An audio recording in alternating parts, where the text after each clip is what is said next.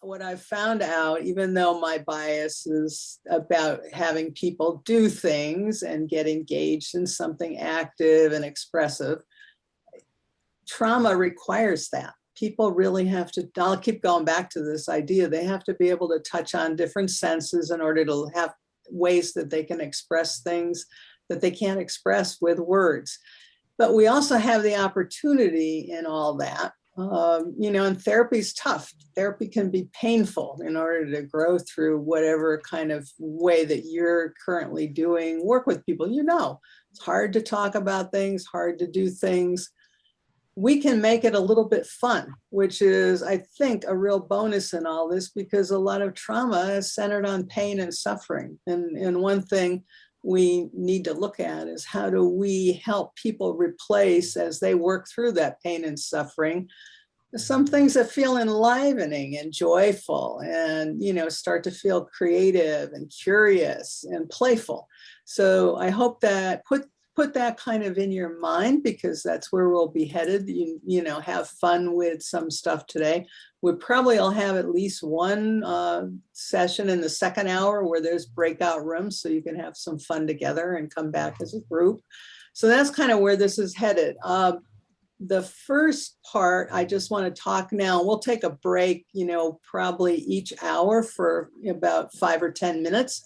Because Zoom, my gosh, staring at the screen, about this.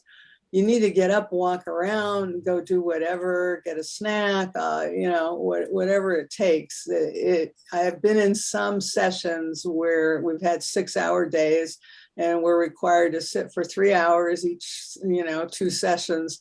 And it's hard, it's exhausting. So I'll try to break it up as much as possible. And we'll have time, like at the end of each one, or the beginning, of a session, to have questions. So I hope that makes sense. I'll be going over that again in the slides here. What I just wanted to tell you too is, sometimes I think people, and this might not be true of this group, but they think that these expressive kinds of things, these action-oriented kinds of things that you can do in psychotherapy and counseling, are mainly for children. Actually, my population is active and veteran military. And it is the Navy SEALs and the Army. And I do work with everybody in that: the soldiers, the spouse, the family, the children. So, it's that whole spectrum of people. But one of the biggest adopters of these kinds of methods is the military. It's the military who are in active duty, have been, a lot of them been in combat overseas, have been in Afghanistan, and before that in Iraq, and older veterans. And they really have found a lot of these things. And the things we're going to do today, there's one of them in particular, that you'll be able to use, that they have really enjoyed using, because they don't always want to talk about what's going on, but they're action-oriented people. So they like to do things. So yeah, I just wanted you to know kind of that background. And some of my background, when I go farther back, has been in domestic violence and interpersonal violence. That's actually where I started out working in all this. And that kind of, unfortunately, continues a little bit in the current work, because there is so much stress in the military populations that there are problems often between partners, between spouses, in terms of that kind of tension and the interpersonal violence or domestic violence in those situations. So that seems to continue. And then the other area I've been in is child abuse, and that's been pretty long-standing. So that's where a lot of this comes from, and it's been over decades. And what's really cool, I think, right now, we've got so much that we can learn from so much trauma literature that's come out. And when I started out, and I'm not going to divulge what year that was, but decades ago, I came from the decades when they thought that children actually didn't hold memories of trauma into adulthood, that they would forget what happened to them. So, we have come a heck of a long way in all this, and it's been really great to see. And it's really supported the idea that we need to be not only talking to people, but action oriented with them. So I see people are still coming in, which is great. Got another one there. We're almost up to 100. Let me open up a PowerPoint here, and we'll just do some introductory ideas. We're not going to do anything during this first hour, but hopefully we'll have time for some questions. And I hope you can see this on your screen. Let me just make an adjustment here. So, okay. So what I want to start out with is really an introduction, just to set some definitions of what I think you probably need to know in terms of just a foundation of information. So we have kind of a good starting point for everything else, and hopefully that helps everything else today make more sense. Some of these things may be new to you. So what I just want to say here again about the sequence of how we're going to be doing things.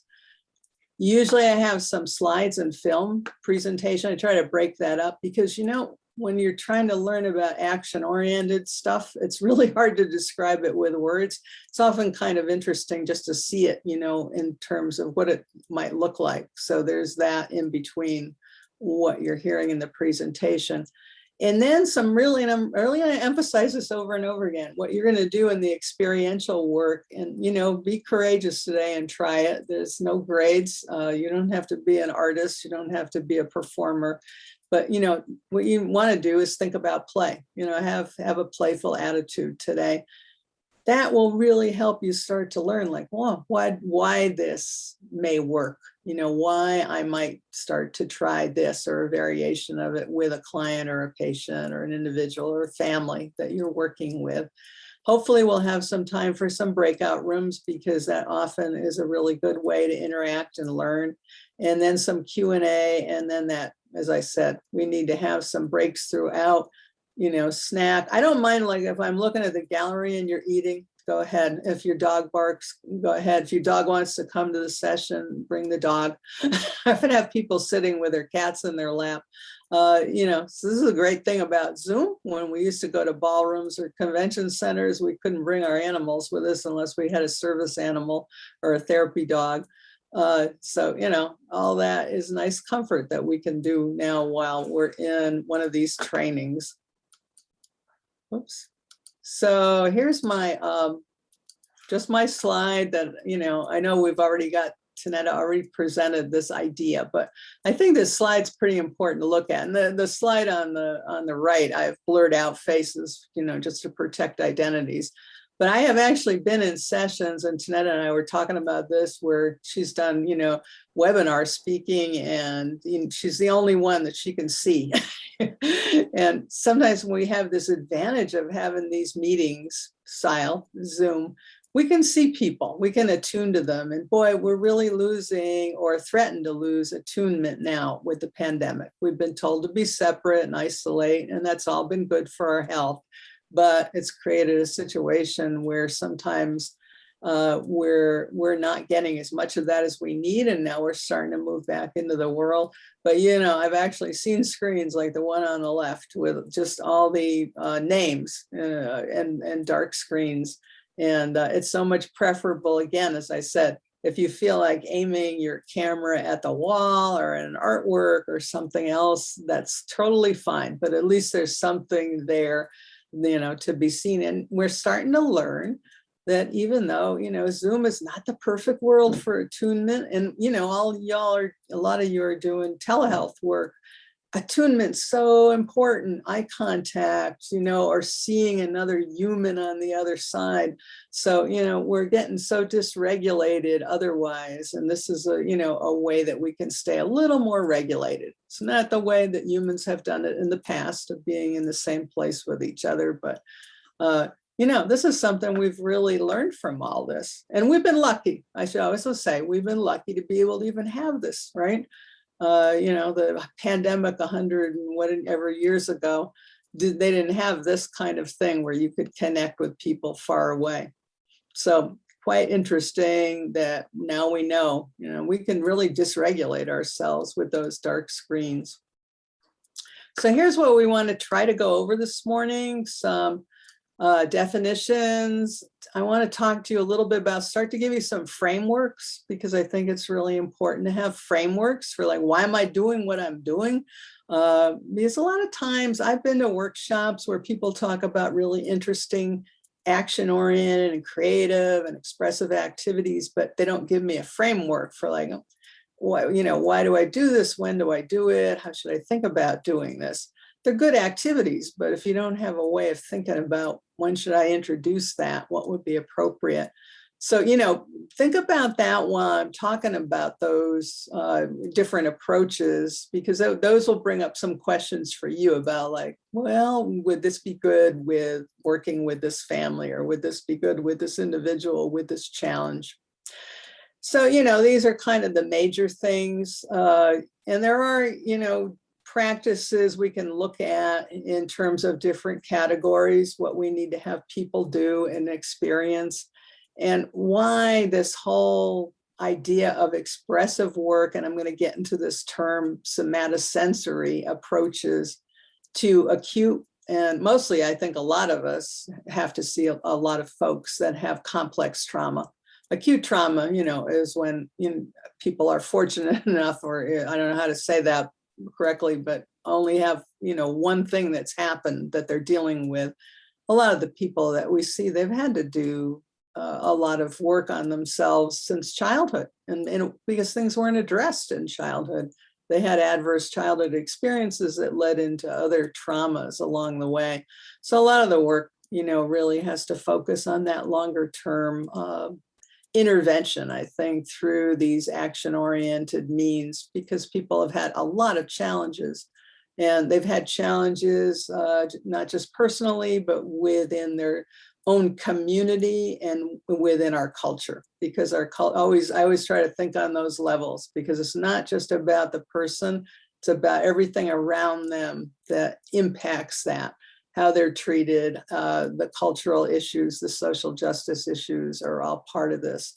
But I think, again, I'll keep coming back to this idea, getting people active is a really important piece in all that. Making people feel empowered, making them feel alive in their bodies, again, in some way, and not just talking, is a really impactful thing, I think. And I think we're learning more and more about that in the literature and in the research. So here I just want to start with this whole idea of expressive therapies, so that there's different ways you can think about like what this is. Because sometimes I think, you may have heard in Virginia, there are a couple of, I think there's at least one program that's an art therapy program. So you may think about it as really geared towards, people drawing or people making images as part of their trauma treatment. And that certainly, can be one way of looking at it.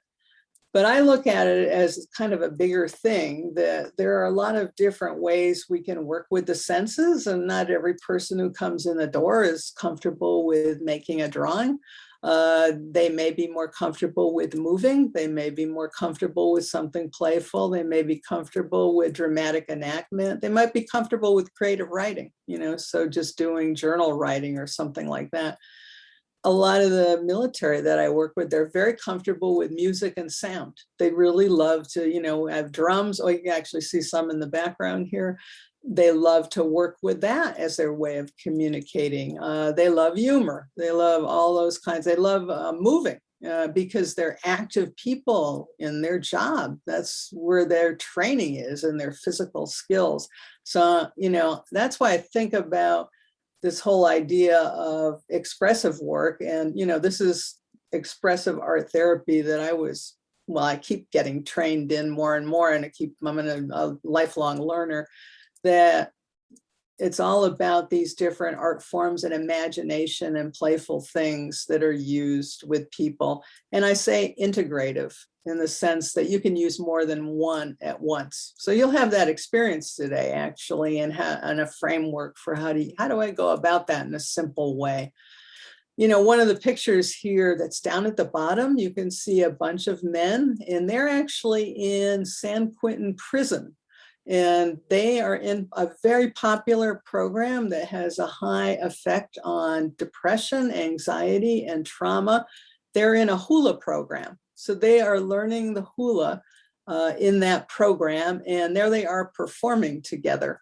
So there's so many different ways of looking at this. And the reason they introduce, I don't want to go too far off into this, hula to this program is it's not just about the movement that really helps them. They move together in community, so they practice in community, but it also has a spiritual level to it. A lot of times people think hula is kind of a tourist, thing you see in Hawaii, but it's got a long tradition of spiritual aspects to it. So all those things kind of blend integratively into them participating in this kind of group dance and learning actual hula moves that are very strength oriented and empowering. So that's just one example, because we tend to think about this maybe in a very simplistic way of how children like to draw. They get a lot of benefit from that. They play, they do different things that are relative to expressing themselves through the arts. But this is along the lifespan. This is for everyone, who has experienced something that might be traumatic. Now my slide went back there. There we go. I just want to go forward. So the other way to think about all this, because you haven't heard me say the word creative too much. I don't use that word very often. I don't think it's important that people feel that they're creative, in order to do this kind of work. I try to emphasize that it's really important to be expressive, because a lot of times the words for what's happened are just not available. So how can we engage in things that will express what's going on in our bodies and minds in different ways? And I really see that boiling down to 3 areas that I think are really helpful for people who have had trauma of any kind. How does it help repair the trauma? How does it help restore a sense of self? Because you start to see yourself in a different way when you're expressive in some way. And how does it help you relearn to be resilient in body and mind? Sometimes resilience is something people are learning for the first time, but I think in most people it exists. And how do we help them feel that again in their body? I keep saying body too, because we can think about this, but thinking is not always going to get us there. We need to feel like the action of it, the doing of it, the being immersed in it. So all those things I think are really important. The thing that is, and I'll come back to this one too, that's we know about expressive methods.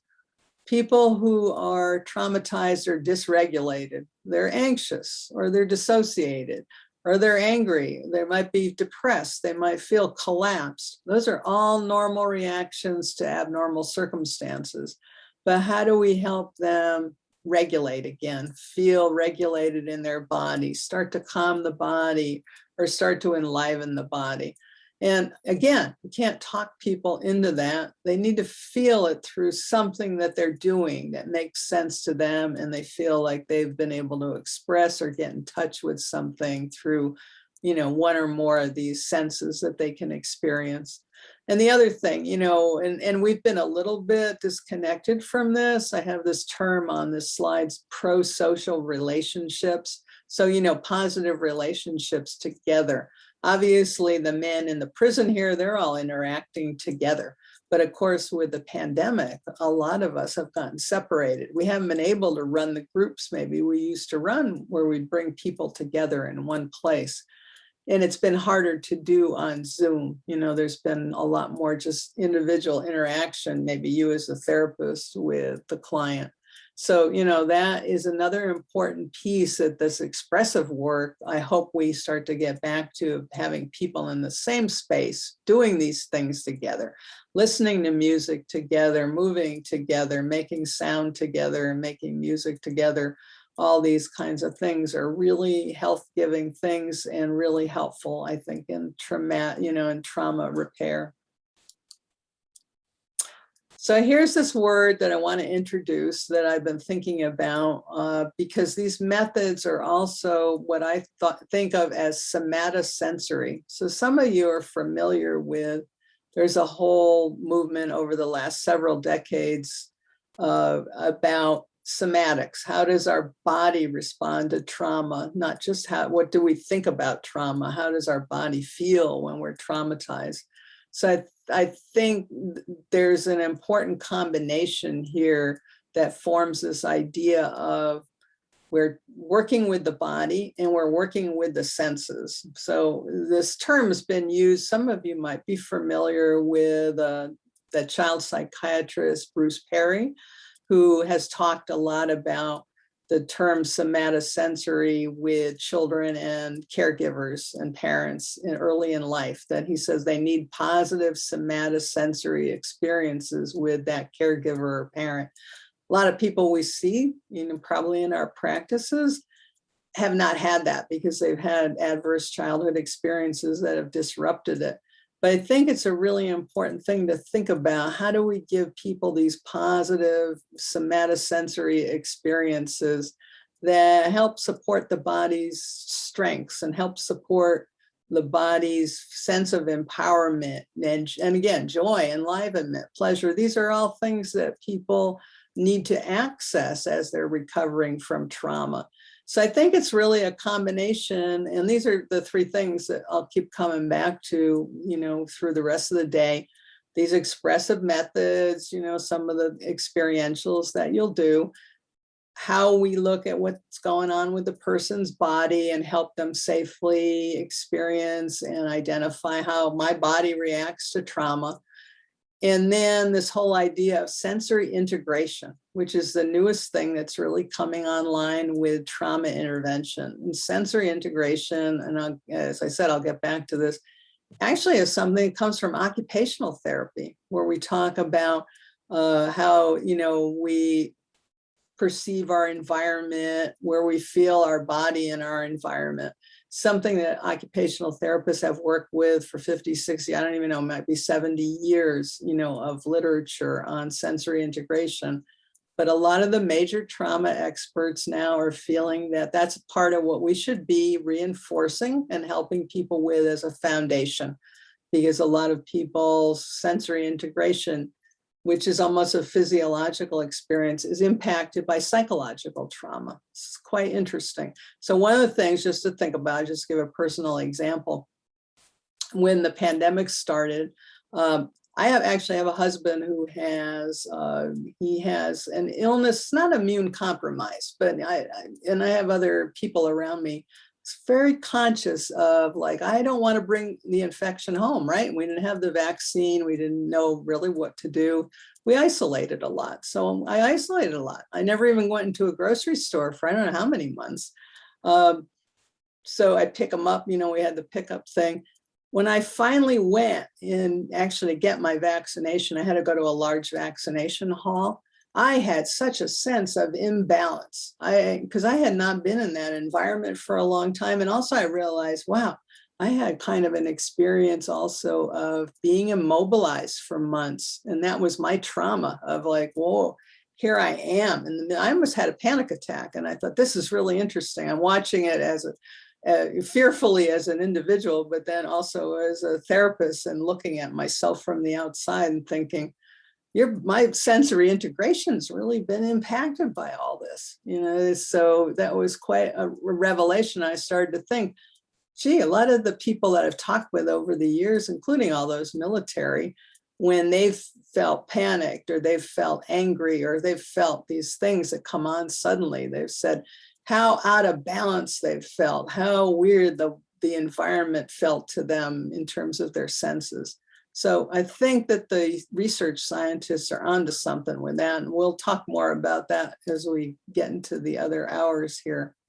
So here I think are the 4 functions, and I'll just go over these fairly quickly, to think about when we're working with people who are traumatized. And the first 2 here, which is self-regulation and co-regulation, I think are the most important. And then how do we get people into a place of being able to explore safely? And then how do we help them restore themselves, which is the ultimate thing, which can take, it's different for everyone. For some people, it takes almost a lifetime. And for other people, it takes a certain amount of time in being in sessions with you.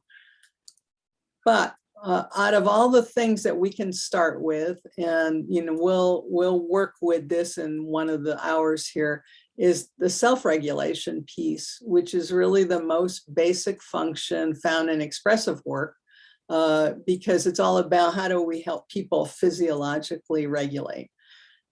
I think a lot of us are familiar with this now, but I can tell you, going back to when there was no information about trauma, we never thought about helping people feel safe in their body and feel calm and feel regulated as a starting point. And now we really know in trauma, if we're going to think about, wow, what the heck do I do first here? We have to give people ways to calm down, or if they're very dissociative or withdrawn, to gently be able to come into the world and sense things, in a safe way and feel more enlivened. So it can go either way. And sometimes some people have both of those things going on. Hyperactivation or hypoarousal, where they feel very lethargic and withdrawn, numb, collapsed, or maybe even dissociative. It's one of the things that's been now the most researched in all the literature. And I think, again, because it's really an important foundation in all of this. So I always say, people say, I don't know where to start in trauma work. If you start to think about, gee, does the person in front of me have skills where they know like how something really is making them anxious, how to calm down, how to self-soothe. So a lot of the expressive work actually is pretty helpful for that. And it's one of the areas we know the most about, actually, in terms of helping people's physiology return to some place where they can at least feel less anxious. What I always say with working with the military population, which they really like, is to try to get to a state of a relaxed alertness. Because when you think about it, this is probably true for most survivors, especially those who've survived violence, but the military, one of their biggest skill sets is being alert. So I don't want to take that away from them. They don't need to be so calm that they're out of it. They want to feel that they're relaxed, but still alert to the world. And I think that's true for a lot of trauma survivors, but people don't necessarily come in with this skill. And that's a really good place to start. And the second one kind of feeds into this, actually. It's interesting. And sometimes I find myself thinking, I don't know that they're that separate, and it's co-regulation. And that's what you're doing, actually, as a therapist in some way, even when you're talking and using your voice with people in a certain way. And I hope my voice isn't putting people to sleep. I know it's Friday morning, but trying to talk in what we call prosody that helps us co-regulate. And you all probably know this about, if you work with parent, caregiver, and child, something, in that order, and one of the things you're always trying to model to those individuals is how can the parent or caretaker talk and interact with a child to co-regulate the child, rather than talking and escalating, and yelling and screaming, trying to help them understand, like, well, try to bring maybe your voice down, maybe your body gestures and can co-regulate in a certain way. And of course, co-regulation occurs when, caregivers holding a young child, baby, and rocking, and that kind of co-regulation. But my point is too, that all recovery and healing takes place within the context of a relationship. I mean, I'm giving you some approaches today eventually, but techniques, any technique will work if co-regulation is there in a effective, positive way, because we're synchronizing and attuning to each other to support that relationship. So, even though in self-regulation, you're trying to get your physiology to calm down, heart rate maybe to get back to normal, blood pressure, breathing. That's all the main goal. But co-regulation, that piece that's positive attachment, creating cohesion, it's really essential to working with traumatic stress too. And I think there's a picture here you're seeing that has 3 hands with pens in them. I think I have a film here. Let me just make sure I'm not telling a tale. Yes, I do. Okay, so this is an example. It's pretty simple, and I often use this with parents and caregivers and children, or groups, or sometimes couples. It's really interesting to do this. And it's basically giving everyone a marker. I usually give quite a big piece of paper. You know, this is again in real time. Right now, I've had to make adaptations with telehealth, but you know, being in the same space, say with a couple, or sometimes what happens in working with the military before the pandemic, and we're just getting back to it now, is having a group of couples in the same room. They have tables and they're working together, or it might be a family working together at a table. Everybody has a marker, and I put on different kinds of music. And one person who has the marker becomes the leader, and the others all follow what the leader's doing on that paper. So I'm pretty sure this film will give you a better example of that than what I've just described. It has some sound, so if you hear the sound come in and out, it's because it's not always with music. There's some silent parts to it.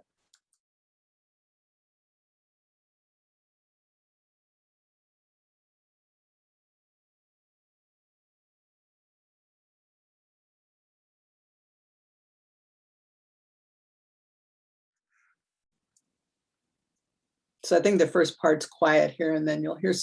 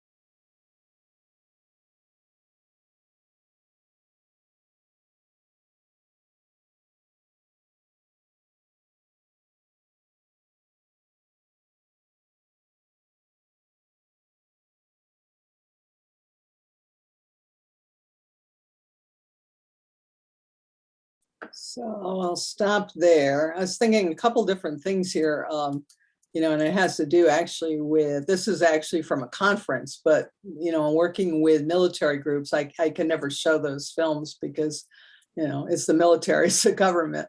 But what becomes interesting, a lot of times they'll work in groups with their families, and that is a really important piece, especially in working, well, both the SEALs and the Army favor the programming that John Gottman has developed, and also positive psychology. But one of their things is about strengthening the family, bringing the family together in some way.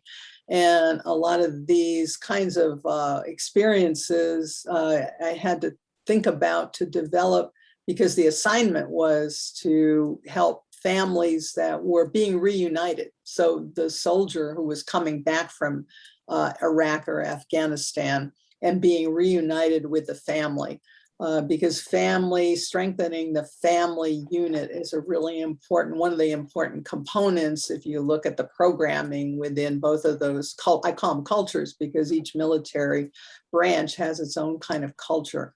And what's nice about this too, besides the attunement, I mean, there's a lot of different things you can think about with people. If you're working with couples, where's all this going? Are they comfortable being in proximity with each other?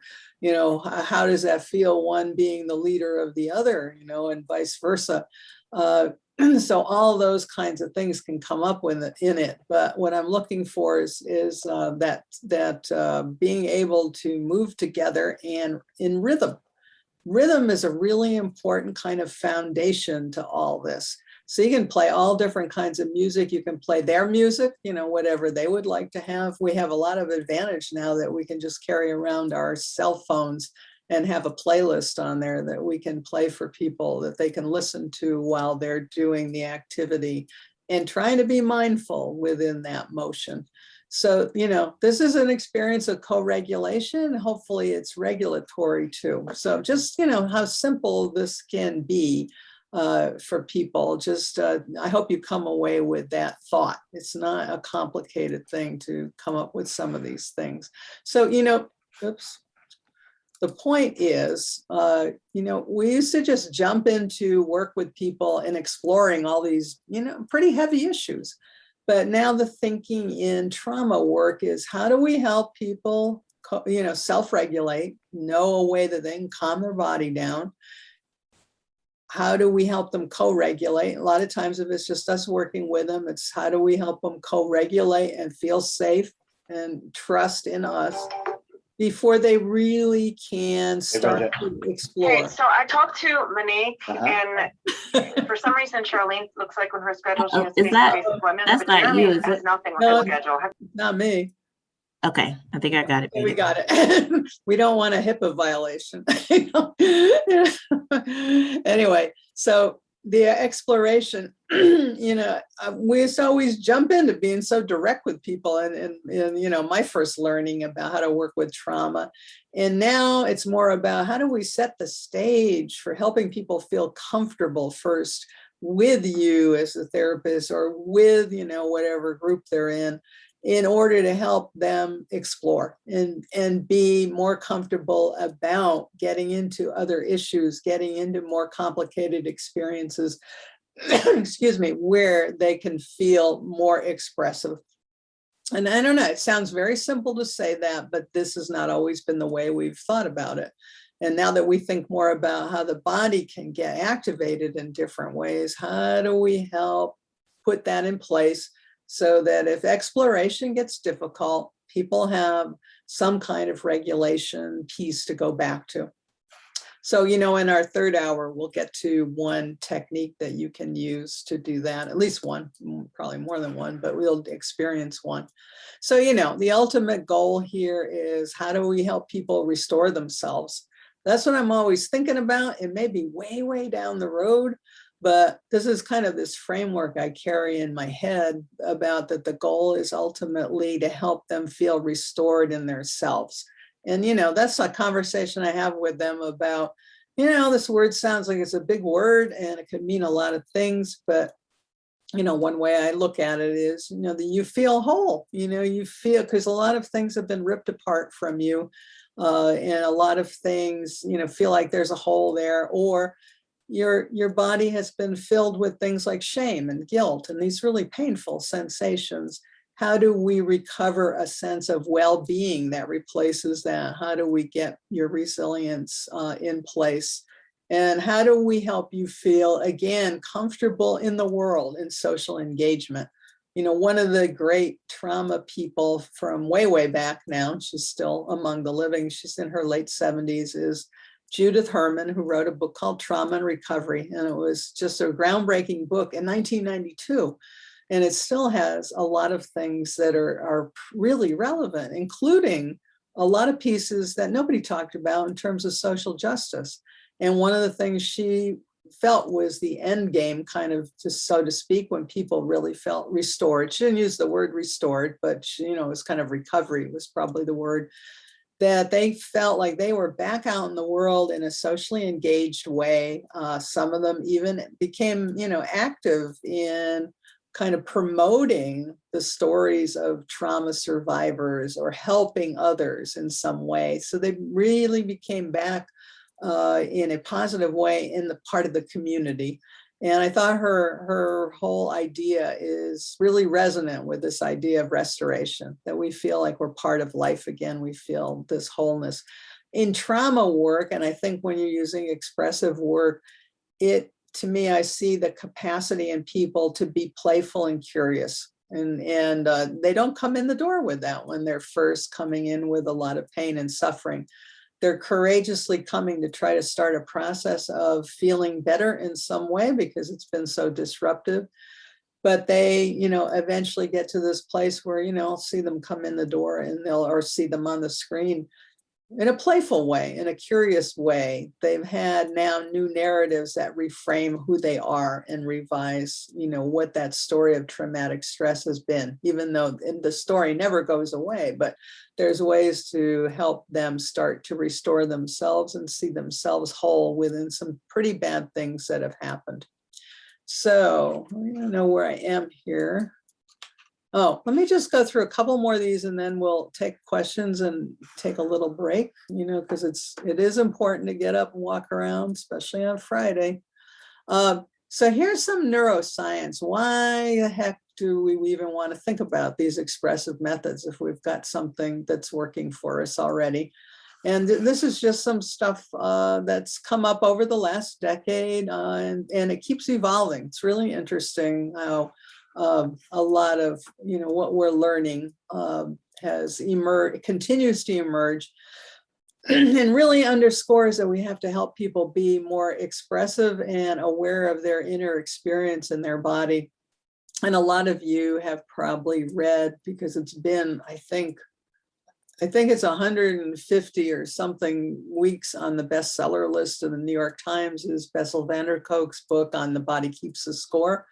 And he has really talked a lot about how the inner experience of the body needs to come to awareness, and that neuroscience has showed us, this is one of his quotes, that the only way we can change the way we feel is by becoming aware of our inner experience. So a lot of times, you know, this maybe sounds obvious, but we used to always try to get people to come up with thought, you know, and not like drop down into like, how does my body feel? You know, am I anxious, or do I always feel angry, or is it, you know, do I feel dissociated, collapsed? Do I feel numb from here down? I'm not even in touch with my inner experience. So, you know, bringing the body into it. But he said these things, you know, he wrote this book in 2014 called The Body Keeps a Score. He actually first used that term back in 1994. And this was a quote from it that actually I read back then when I was really searching for something to kind of explain to me, like, what should I do? Or am I making any impact at all with using expressive means, action-oriented, sensory-based kinds of experience with people? And so he said, traumatic experiences may not always be encoded as explicit memory and may be stored as non-verbal sensory fragments. So this to me was really interesting, as I thought, like, well, I was trained to have people try to talk. And if I could get them to talk about the story, that would be the resolution eventually. They would talk, you know, be able to say what happened, and then there would be some magic that would happen and they would feel better. And I always saw that wasn't working. So that's why I started moving with people, having them, make an image of something, or, I was just out there trying out whatever I could. So he was really underscoring here that there were nonverbal things going on that people couldn't talk about. So then that really said to me, wow, that's maybe what I need to emphasize more with whoever I'm working with, is this other piece, and see, and I had seen that in children. Children would naturally do that. They didn't have the language to describe what happened. So they would go to nonverbal things. They would play with puppets, or they would just play in general, or they'd make images, they'd enact things. They wanted to be active and move, and then they'd always feel a little better after they did that. So that was really an explanation. And now, fast forward, his book has been #1 in the, I guess it's the paperback nonfiction, on the New York Times for 150 weeks in a row. Part of that probably has to do with the pandemic. People are interested in trauma, but I think what he has said must be resonating, and because a lot of people who are reading that book are not us as professional practitioners, they're also survivors. So it's resonating with survivors, that what he's saying is making sense.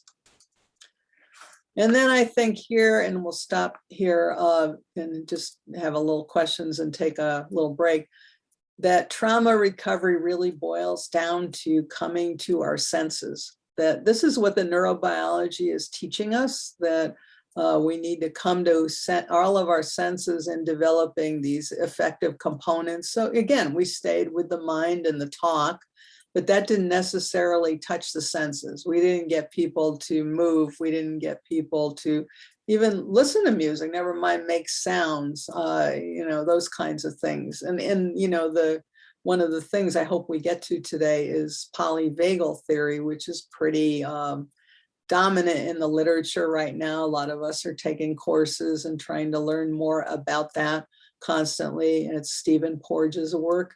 He talks a lot about sound. And then when he talks about sound, it's not necessarily about playing a musical instrument at all, even though that's where he got the idea from. When he was very young, he played the clarinet, and that always stuck with him about what that impact was on him as a young child.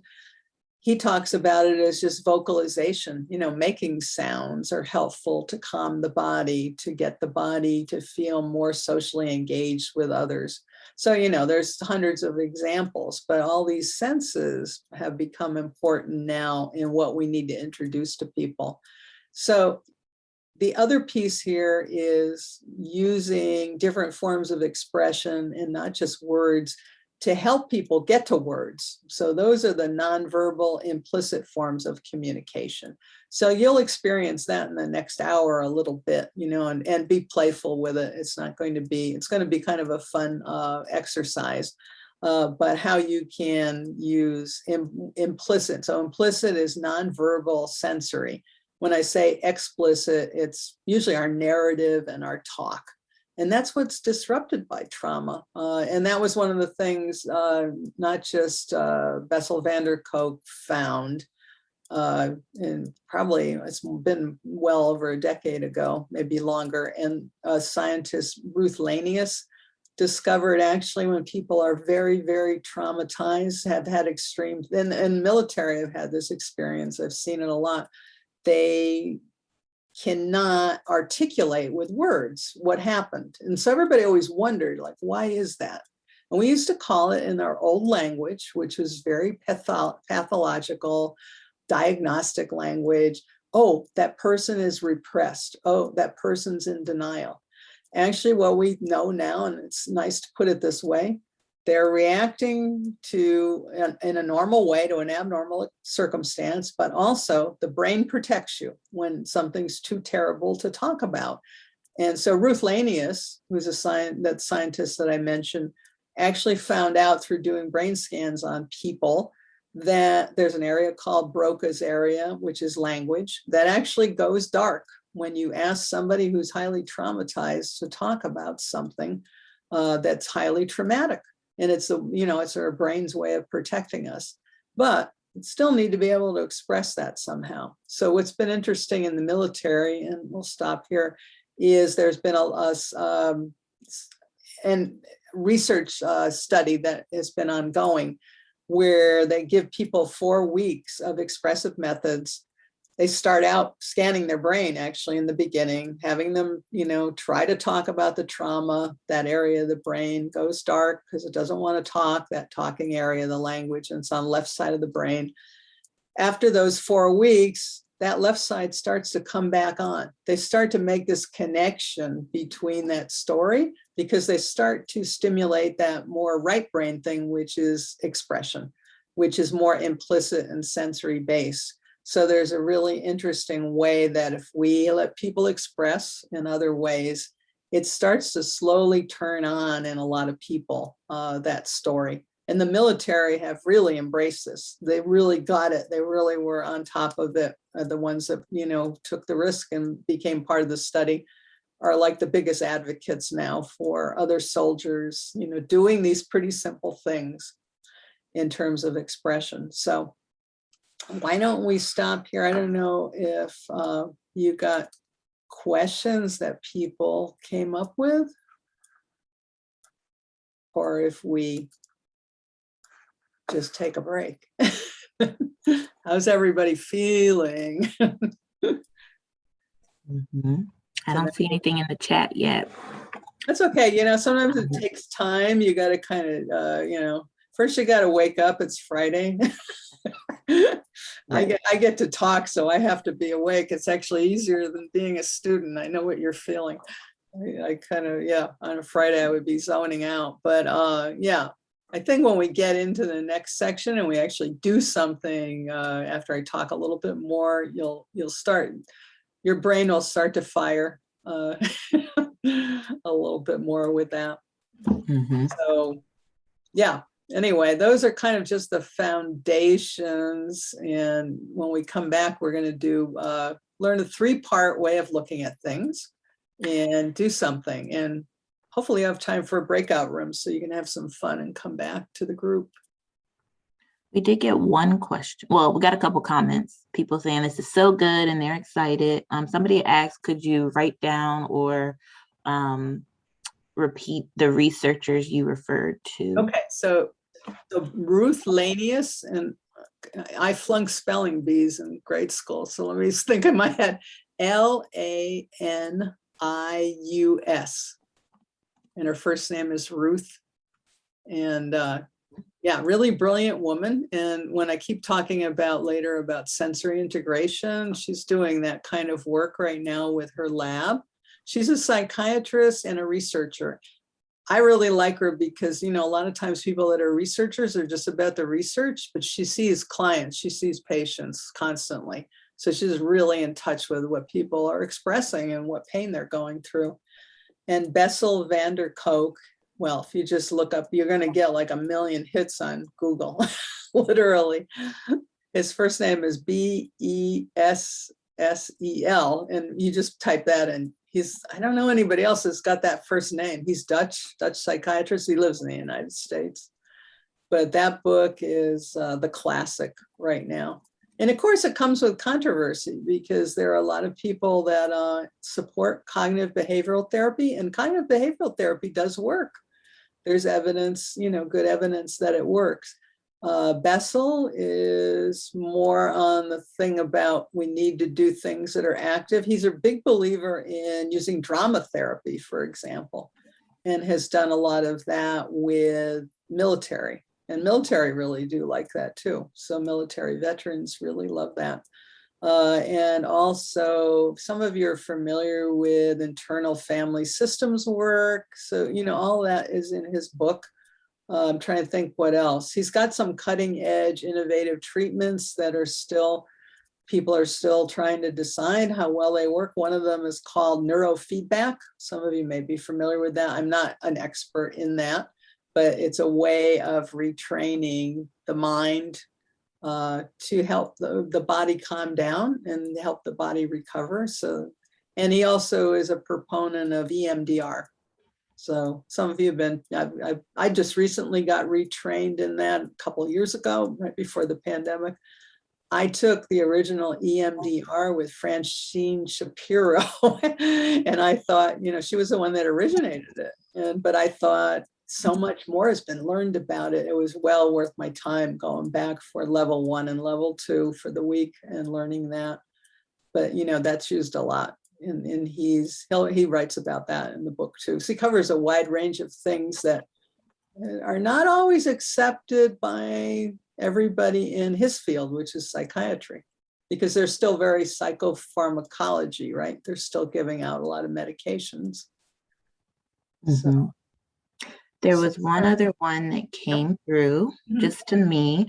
And it was a question about those synchrony exercises. How do you go about helping people process that or integrate it? Process it, you know, I mean, always people, you know, after we do it, you know, talk about it. And, you know, I mean, however you want to approach that. But I have to also explain, you know, I guess I'm kind of lucky, you know, with the military are a very intelligent group and they want to know, okay, what's this thing about rhythm, you know? And I explained to them, you know, rhythm's like the basis of all of our interactions, because that's the first thing we experience when we're even conceived and we're in our mother's womb. We start to experience heart rate from our, you know, mother, and our rhythm with a caregiver when we're born is really important to the rest of our lives. So if we're rocked and, you know, we have that attachment. So that's an important piece. And then the synchrony piece is, and they relate to this, you know, and I'm just again talking about that population, is communication. It strengthens our communication to be in a sync with each other, right? We're in the same sync. So I say, you know, even sometimes when we're all listening to the same music, we're all starting to get into the same heart rate with each other. We're getting into the same rhythm with each other. And that's an important thing. And that sometimes is a struggle for people who have been traumatized because they've had to keep themselves walled off. Too much stimulus is a lot for people who have been traumatized. How do we gradually introduce them to the joy and the connection and the community that we do heal in community, and to have those kinds of experiences? So that's usually how I unpack it for them. And that they like that because it's a whole different thing about, I have not said anything that diminishes them in terms of saying, you know, well, you know, you're diagnosed with post-traumatic stress, you know, because that's read as defective. So how do we kind of get into things that empower people is where I try to go. And I think that's greatly appreciated by people who feel that, well, when they start to understand that having trauma is a normal response, again, to abnormal circumstances, that it's not a weakness. It's not, you know, a defect. I think these things start to introduce the idea that, oh yeah, you know, here's some positive things I can do. And I didn't even have to talk about what my trauma was. But that's another important piece. A lot of people, and especially the military, will come to so-called treatment, or, you know, whatever you want to frame it as, because they hear that this way of working isn't going to make them talk, that they can experience it in other ways, and they can choose to talk if they want to. So I hope that makes sense. I think we are good for a break now. So I have 10:06. Yeah, so why don't we come back at about 10:15? Does that sound good? Yeah, because you just have to get up and walk. I don't want you to rush. And we'll come back. Let me get my next screen share up while people are coming back. Yes, and gentle reminder for everyone, help us stay regulated, co-regulated by keeping your screens on. If you need to step away, you can always do so, or point your camera to the sky. I think people pause their screen while they took a break, but oh yeah, we've got about 3 pages of black screen now, and before we only had like 1 or 2. So as you're coming back, let us see your shining faces this Friday. Help us stay alert. Yeah, it does. I mean, that's the other thing. You're right. I mean, if you start to see so many dark screens with names, it starts to make a sleepy, a sleepy moment. Like, oh. And it almost gives you permission to disengage. Like if you see pages and pages of black screens, it's like, oh, well, yeah, let me turn mine off too.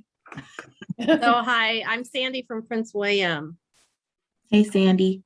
So if you see my eyes darting down, I've been doing artwork. Good. I've been doing artwork while you've been speaking. I'm also doing coloring Oh, and wow. using some of my favorite colors. So if you see me looking down, I'm probably working on a project. Well, that would have been me if I was not being the teacher. I have my. So that's one of the ways I stay engaged. Well, you know, it's a way that you learn. You know, if you doodle while you listen, you learn more than even if you just write it down. So there's some weird thing about that. It gets stuck in there somehow in a better way. So yeah, I have to see if I can grab one. I've got so many different sketchbooks and things. But see, when I take notes, I'm always like putting stuff, like I write and then I glue stuff and doodle. It just doesn't make sense to me. Just, I don't know. Yeah, just all these funny little patterns. But I think I remember better, you know. But I did read that there was some study that came out about doodling while you're listening to lectures and stuff, that you take in more.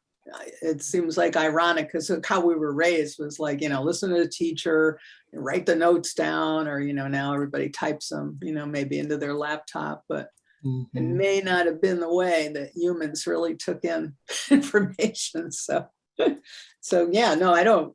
Yeah, I think it's whatever works and whatever is fun. I mean, that's the other thing, as I keep coming back to, is where's the joy? You know, and we get so focused on all the pain and suffering because that's what we're dealing with all the time. And we better have some joyful moments here. Yeah. Yeah. So usually in one of these classes, I was telling Tanetta, we have usually have somebody that childcare failed, and we have a young child present that we can call on to give us a moment of whatever. I've had that in the last several seminars. So I'm going to get started here again because we're going to actually get to do something, so people will I think, feel more awake. And that's why I try to pace it with all this interactive stuff.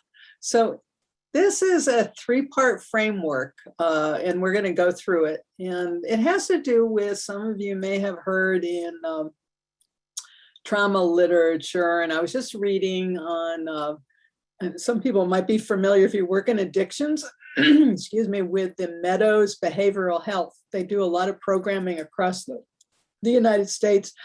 They're one of the biggest addictions treatment places in the country. A lot of it's in the Southwest, but they have other places around the country. And one of the things they talk about a lot now in treating even addiction, although they co-treat trauma with the addiction, is bottom up and top down approaches. And they call their work very focused on bottom up. And I'm going to go into that here just in a bit about the bottom up versus top down way of looking at things. And it has to do with body wise and brain wise.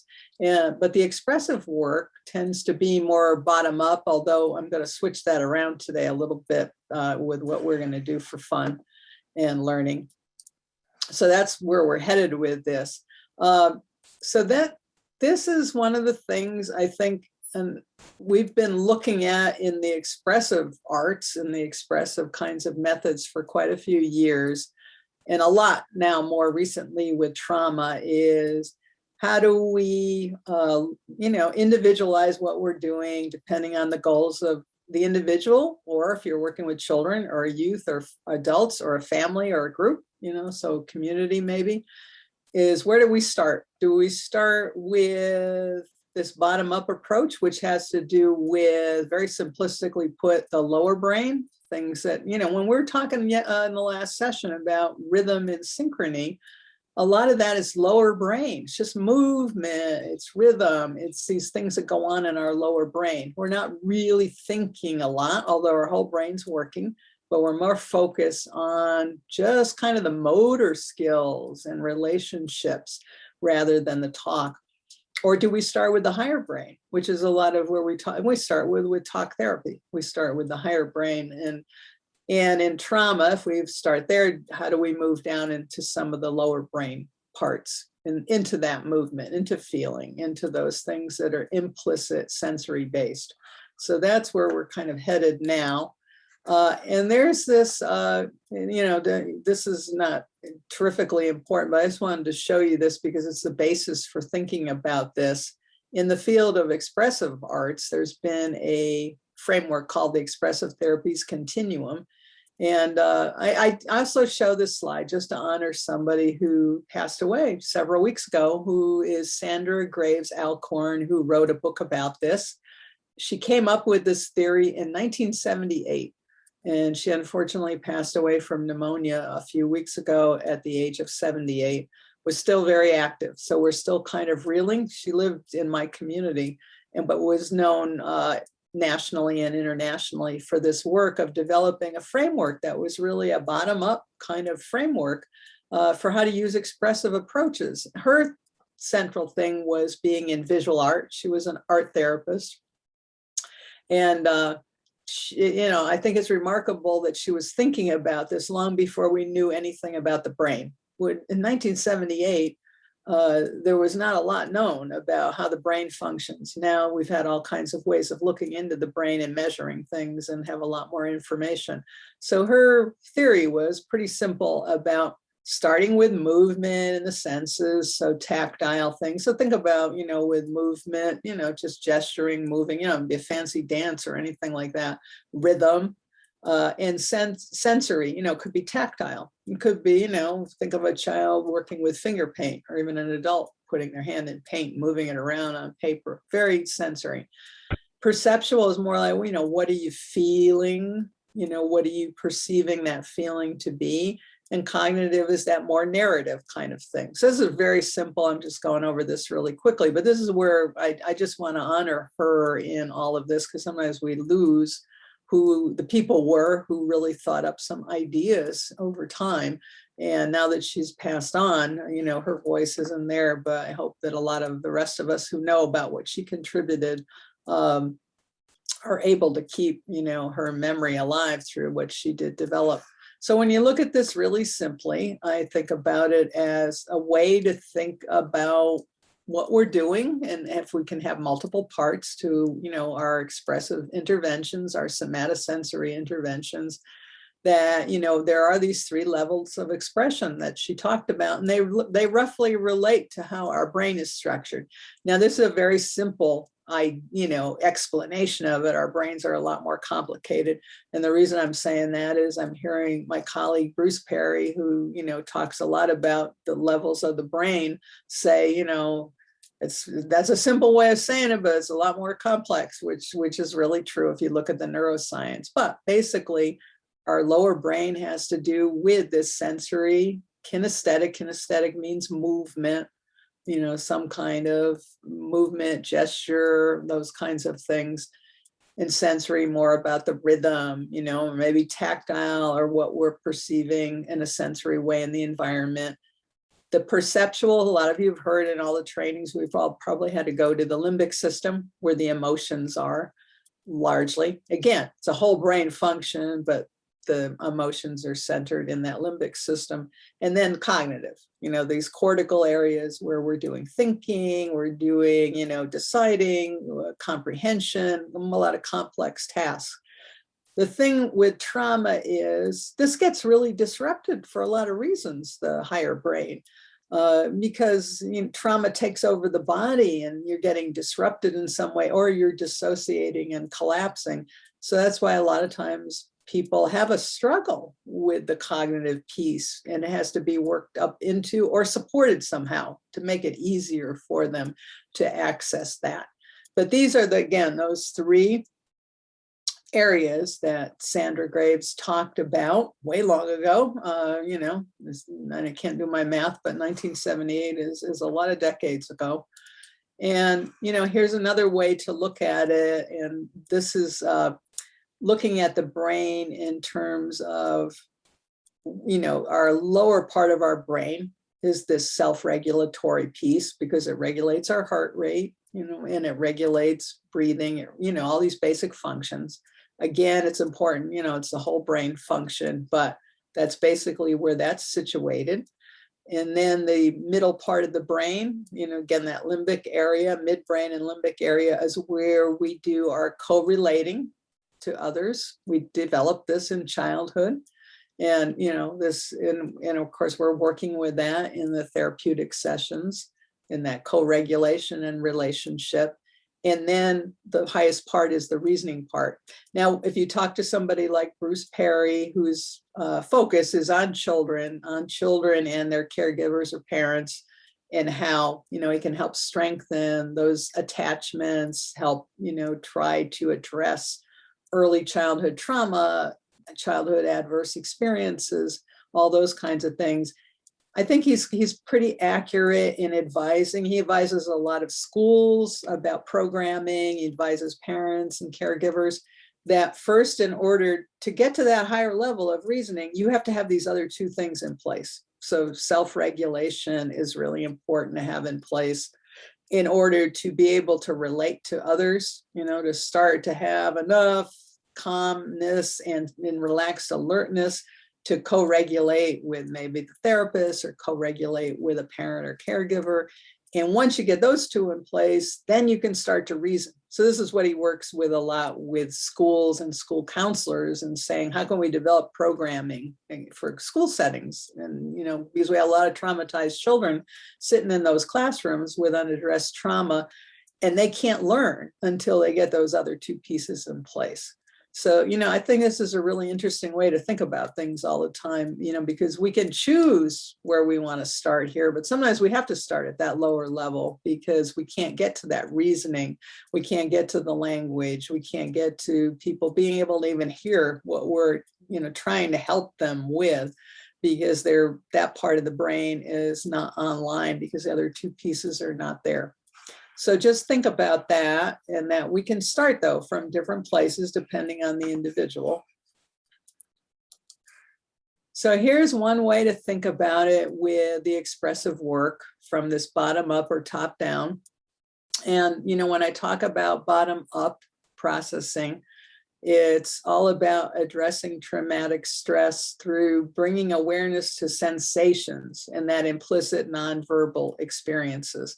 So that would be more of this body base. So, when they were doing the drawing together, that movement and gesture and listening to the music, the sound, the rhythm was all very sensory motor and sensory integration. Yeah, there was relational things going on. But it was really, I wasn't asking people during that to do a lot of talking and explaining. That could come after, right? So you're getting into that afterwards. That's a very kind of that sensory, kinesthetic, that lower level, and I call it body-based kind of thing to start with. So a lot of work and expressive work starts with that, but not always, because that's not always where everybody's comfortable starting either. So, it's not a hard, fast rule. When we're using expressive methods, we always start there, but that's one way of starting.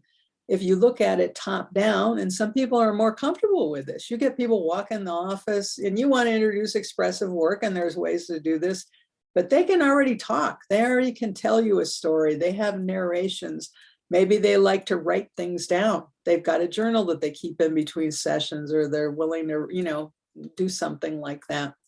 I think even image making, some is more kind of top down, because they're creating symbols, even if they're doodling, they're still making something that leads to a story.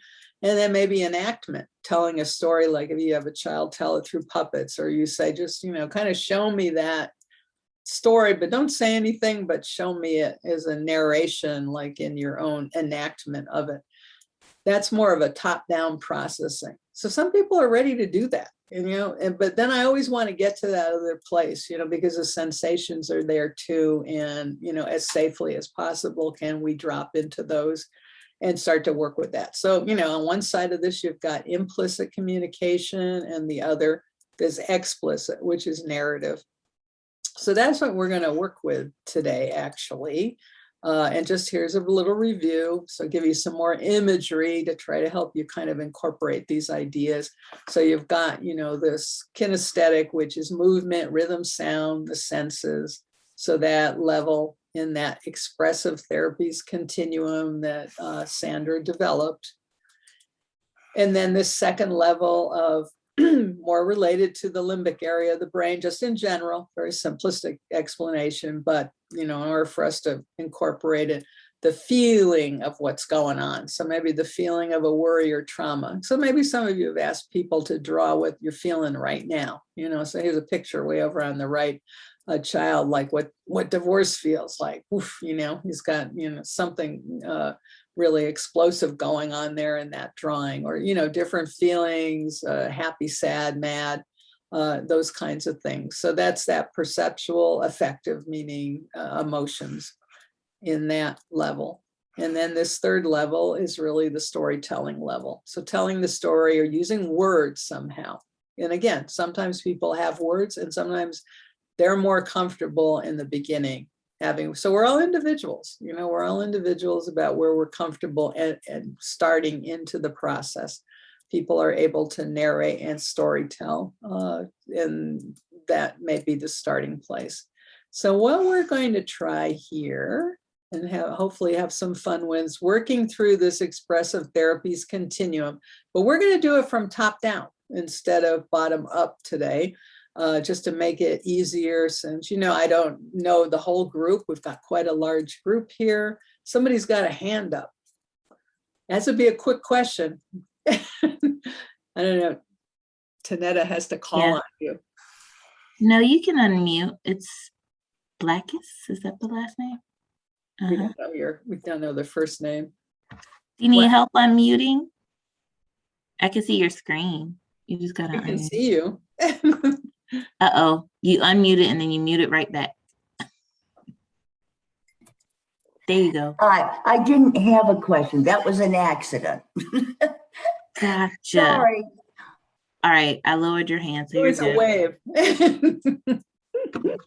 Yeah. Okay. You come up with one later. Don't hesitate. Okay, so here's just my message here. Please. Let go of worry of making good art and being creative, just have fun. And I don't think there's anything you're going to have to worry about here. I always have this conversation with people, that come to the sessions, even though they say, hey, I know, you do these things, you have to do hands-on things, or you have to move, or you have to do certain things. I'm not creative. And I say, a lot of days I wake up, and I came from an art background. I'm not feeling particularly creative. I think that's a very heavy word to lay on people, but we all can be expressive because we all can make a mark on a paper. And that's actually all you're going to have to do here eventually. So it's all developing a language.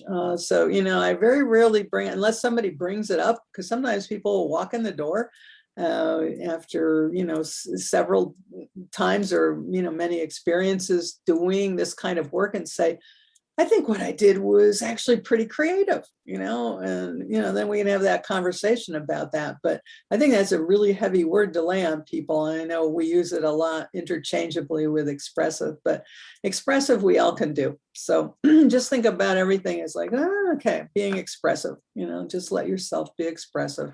So top down, we're going to start with words first. And what I would like you to do on a piece of paper, I need you to really write these down. And as I said, there was a sheet in the handouts with a lot more words. You can use this list that's on the screen, or this big list of words if you want to write down a list of words or phrases that describes your current weather state. Now I'm saying if you're weather right now, what kind of weather would you be? You might be sunny, you might be stormy, you might be a hurricane, you might be full of clouds, you might be a fog situation. There are so many different things you could be, but you can use multiple words here.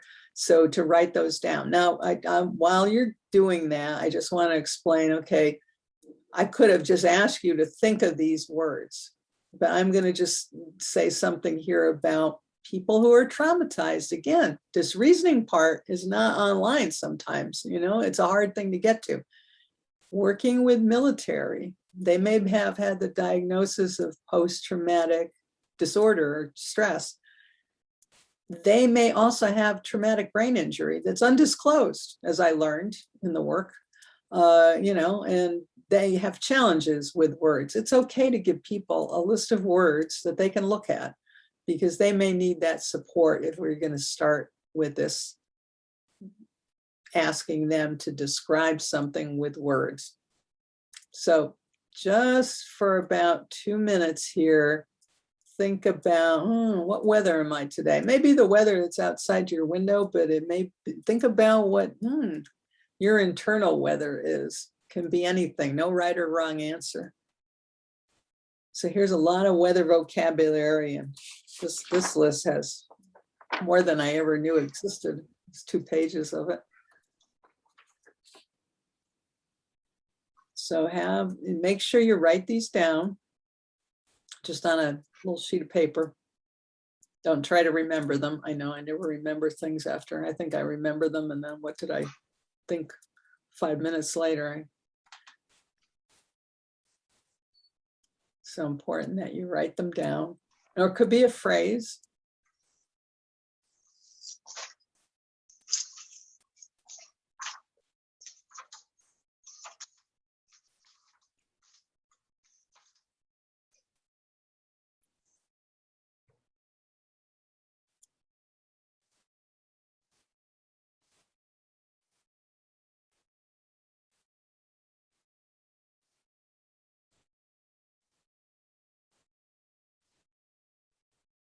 And you could be feeling the weather that's in your vicinity.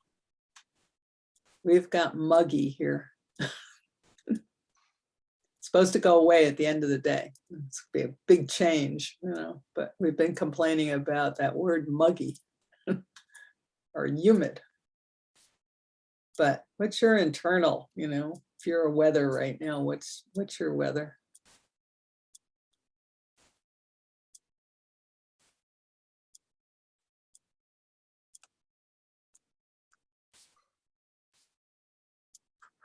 So take another 30 seconds to come to a stopping place with your weather report, your own weather report in a way.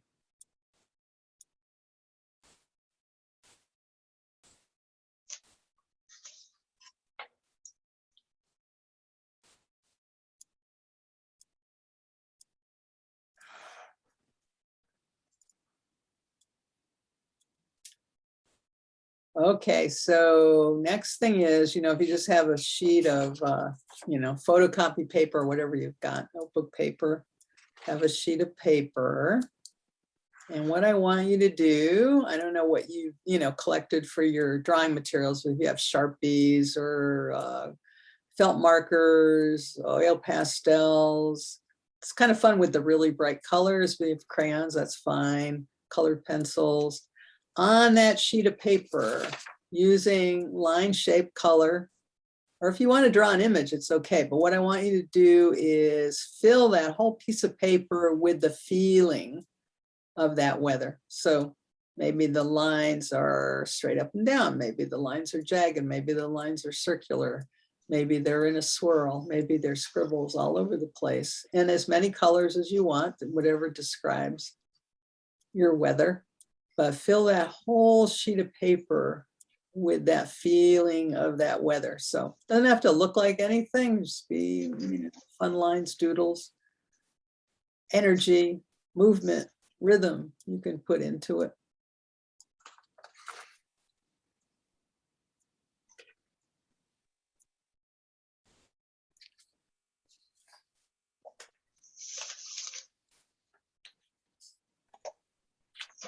While you guys are drawing, I'm going to hop on. A couple people have said they have not received the attachment. So I'm going to put my email in the chat. And if you email me, I can respond to you with the materials.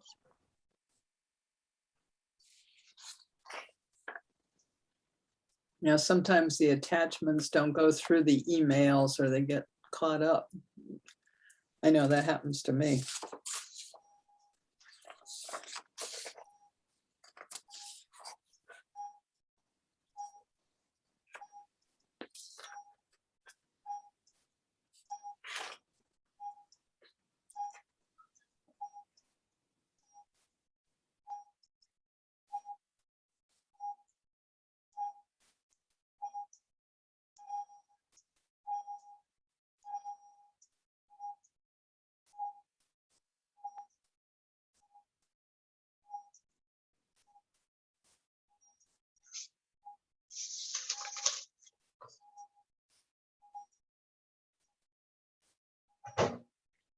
So take another minute here to get that paper full of whatever represents your weather.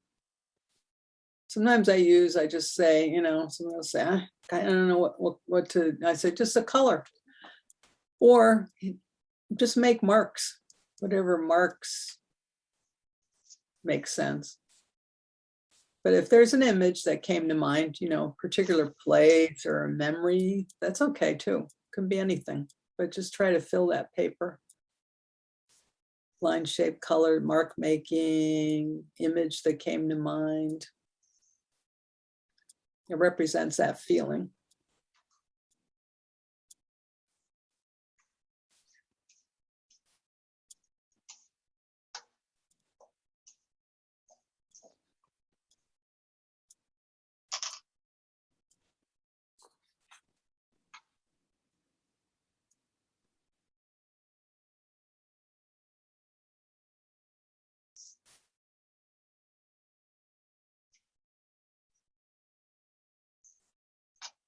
Okay, see if you can come to a stopping place and hold on to that, because you're going to need all this eventually here.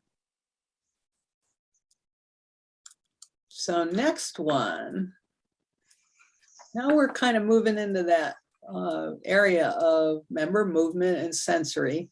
And I do give you permission to turn your camera off during this. You'll have to come back, but you know, if you want privacy for it and you want to take, you know, have a little fun here on your own, if you're by yourself and, you know, and the rest of the household isn't seeing you or your office mates. Oops, come back here.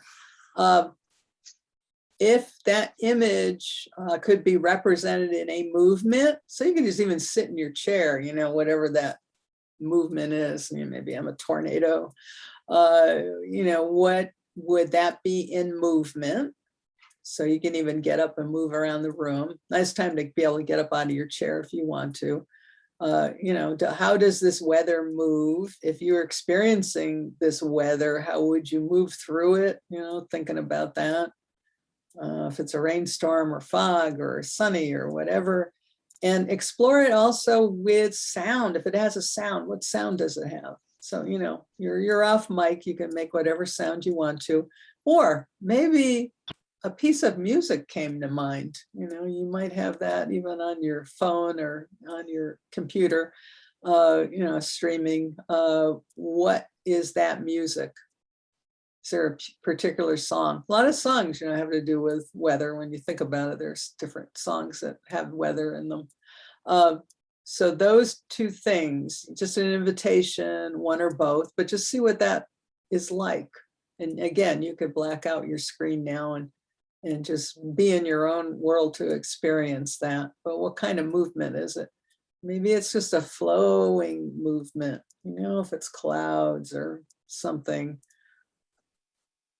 whatever. So, you know, if I was doing this with somebody, just as an aside while you're experiencing it, because we have to try to cover a lot here in a short amount of time, I would do it with them, you know, and ask them for feedback. Like, okay, did I get it right? You know, with the movement that you're doing. That's that attunement and synchrony with someone.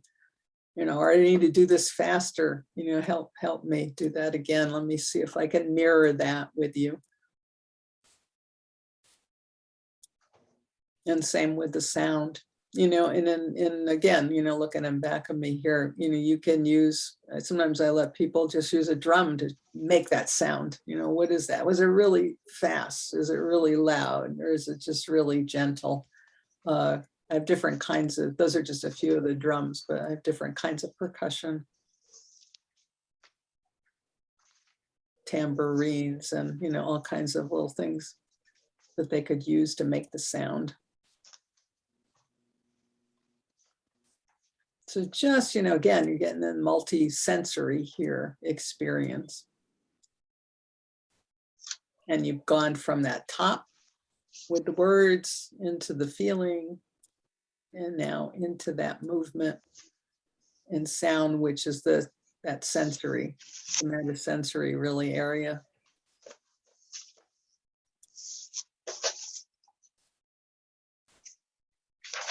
Just take another minute to experience that. And then we are going to go hopefully into a breakout room with your weather.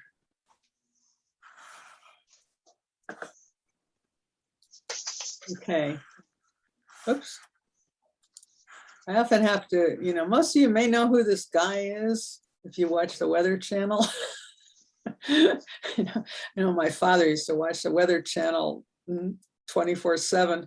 This guy was on there then. My father passed on 10 years ago, but Jim Cantori. And sometimes I do this workshop with people that are in Europe or South America or Asia, and I have to tell them about Jim Cantori is the person who, you know, he goes to the disaster weathers and, you know, is there when the hurricane's blowing at 150 miles an hour. So that's why he's there. So what you're going to think about a little bit is, you know, being, you know, a weather announcer. So what I'm going to ask Tanetta to do here in a minute, I'll go over this slowly and probably have to go over it again. And I do have this actually, I don't know if you can you drop a file into the chat? Okay, because I can send you this, I can jump out of it and then I can put it in the chat somehow, or give it to you to put in the chat. So when you go into the breakout rooms, you share what you came up with, of course, with your group. And maybe you want to share a little bit about the part 3, you know, if you feel comfortable with each other, you know, what your sound or movement was, and share the drawing or words that you came up with. And then what I want you to come up with as a group, we're going to give you probably about 10 or 15 minutes to do this, is a group forecast. So a group weather forecast. So I want you together to create a forecast for the future, or maybe, you know, it's for the next few hours. Really creative, doesn't have to be realistic, but, you know, consider what that group forecast would be, or you may have all different kinds of weather forecasts within your group, and to prepare a weather forecast for us. And we won't call on every group because we've got over 100 people. We've got 100 people here right now, but I certainly would love, I think everybody'd love to see a few groups perform a short enactment or skit of the weather being given as you develop it as a group. So, you know, bringing together community here in some way. So I'm going to pop out of this just for a second so that I can give, let's see, how can I send this to you? Because you know, once you go in the breakout room, you don't see the screen anymore. And that's what I'm a little bit concerned about. Hold on. I'm trying to think of the best way. You know what I mean? Yeah, trying to think, because I don't think I can put it in the... If you send me the slide, I can put the words in the chat and people can still see the chat when they're in the breakout room. So they could just refer back to it. Okay. That might be the easiest way, because I can't. I think I have to do that by Gmail then. That's the problem. Okay. Because I usually I can put a file right in the chat. And I know why I can't do that today, because I'm a co-host. I should be able to, but Yeah, I don't see. Usually I see the little attachment. Like maybe the way tech guy set it up, he didn't. Yeah, give us a goodie. Yeah, let's blame him. He's not here. Oh, why am I not getting your email here? Let's see. It's T and then my last name at wtcsb.org. Say that again. I'm slow. It's okay. T as in Tom. Yeah. And then HASSELL at There wtcsb.org. it came up now. There we go. Okay. Okay. That's got no subject. I'm sending it to you. There you go. I don't know if I can open it because it came with a little. Oh, yeah, let me. You get it? Yeah, I don't know why I can't put it just on here. I just want to make sure everybody's got it so nobody's confused and you got something to refer to. And there's no thing where I can download a file. I mean, usually I can put a file to the chat. Weird. Let's see, is there some other setting? We just love Zoom in these moments. I know. When we can't do a simple thing for you. I'll send you something. Yeah. Do you have that function on the chat? Because usually there's a drop down here and says I can add a file. Yeah, I usually see that too. I don't see it. What you can do if you share your screen again on that slide, I think I have one other idea I can try real quick. Let's see. I'll have to go back here. Yeah, I know when you go to that breakout room, you get okay. Let's see. If I go to slideshow and go back to the first thing, so second. See if my idea works.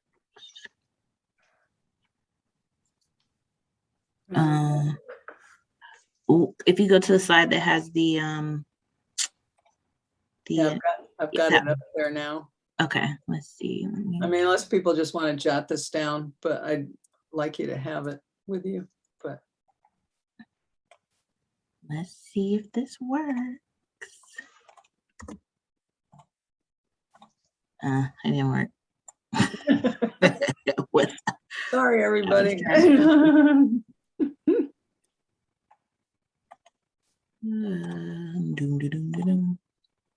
Yeah, I think the best bet will be to jot it down and then. So you got three things to do. Share, whatever you want to share with each other, and then develop a forecast. So, you might each be announcers for different parts of, Virginia. I don't know, but, or you might have, because you're all usually in the same, you're pretty much in the same proximity, a group forecast you can perform. If you have music or any kind of funny stuff that you want to add to it, just go there, be playful. So I guess, gotta go back here. Tanetta, maybe you can send them into groups of 4. Yeah. Breakout, and then we will come back because, we'll probably come back in 10 minutes. Okay. We have to work fast. We're gonna be improv. It's just like therapy. Gotta work fast during the session. They only have an hour. 50 minutes for most sessions, but so think fast, and then we'll bring you back. Okay. Do some sharing. You said 4. Somebody's gonna have 5, I think. Yeah, that's okay. And if somebody gets booted out or nobody showed up, come back to home and could send you someplace else. It's okay if the groups even have 5, but. All right.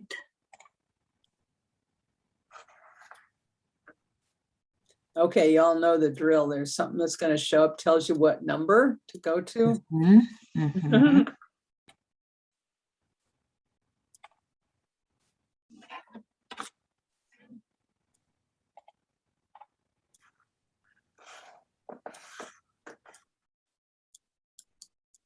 And I'm going to jump out of here for a second. Okay.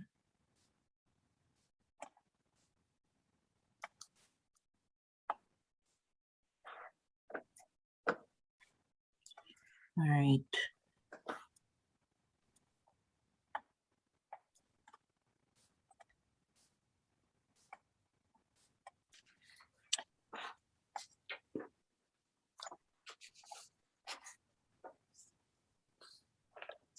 Got a couple people still here. Did you guys get invites?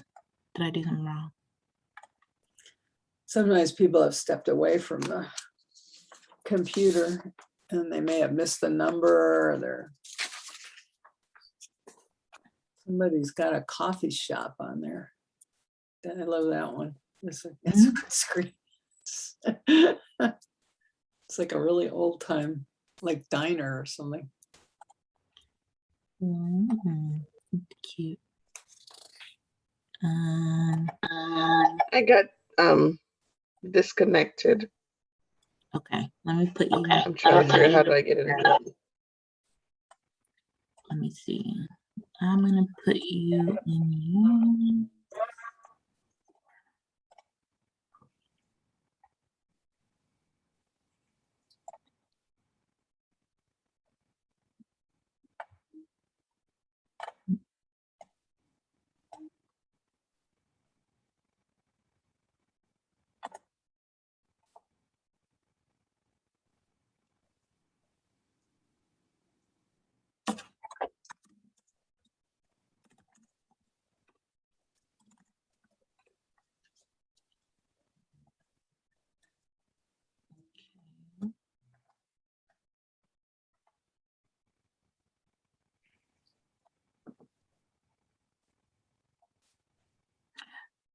When everyone comes back, we did get a question that came through for you. And I think there'll be more questions too after. And then we'll take another break. Okay. Because they've been, by the time they get all done here, they'll be, again, we'll have gone through another hour. The hours go by faster. As the morning rolls on.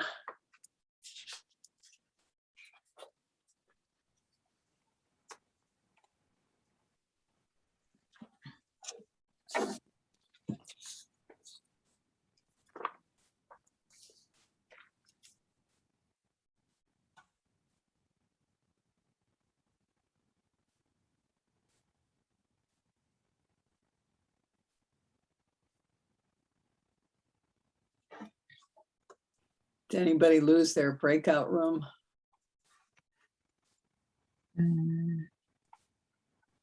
I did get a message from Nicole. She's gonna log out and come back in because she was having some issues. I don't know. These other folks might be napping. Yeah. It's getting dark here. It's a sleepy day.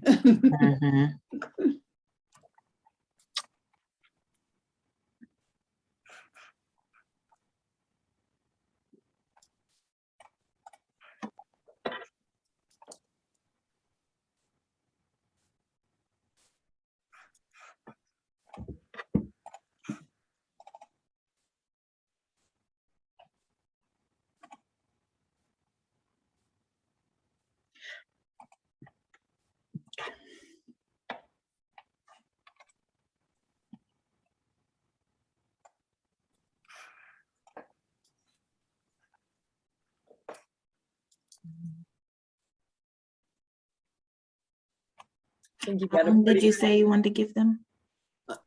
When did we send them off? We sent them off. Probably in their 5 or 6 minutes here. Okay.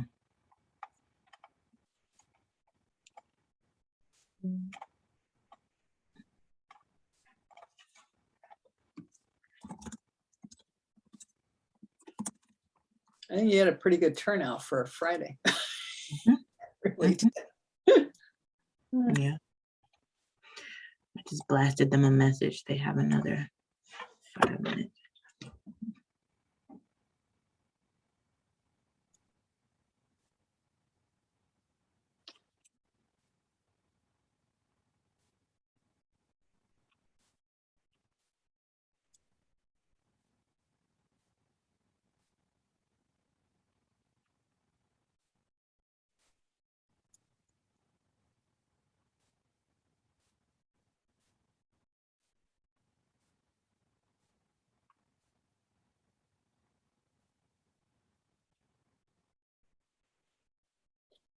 So when there's so many people, positions that they really need to fill, and a lot of casework, for example, has always been overloaded. I mean, how are people managing?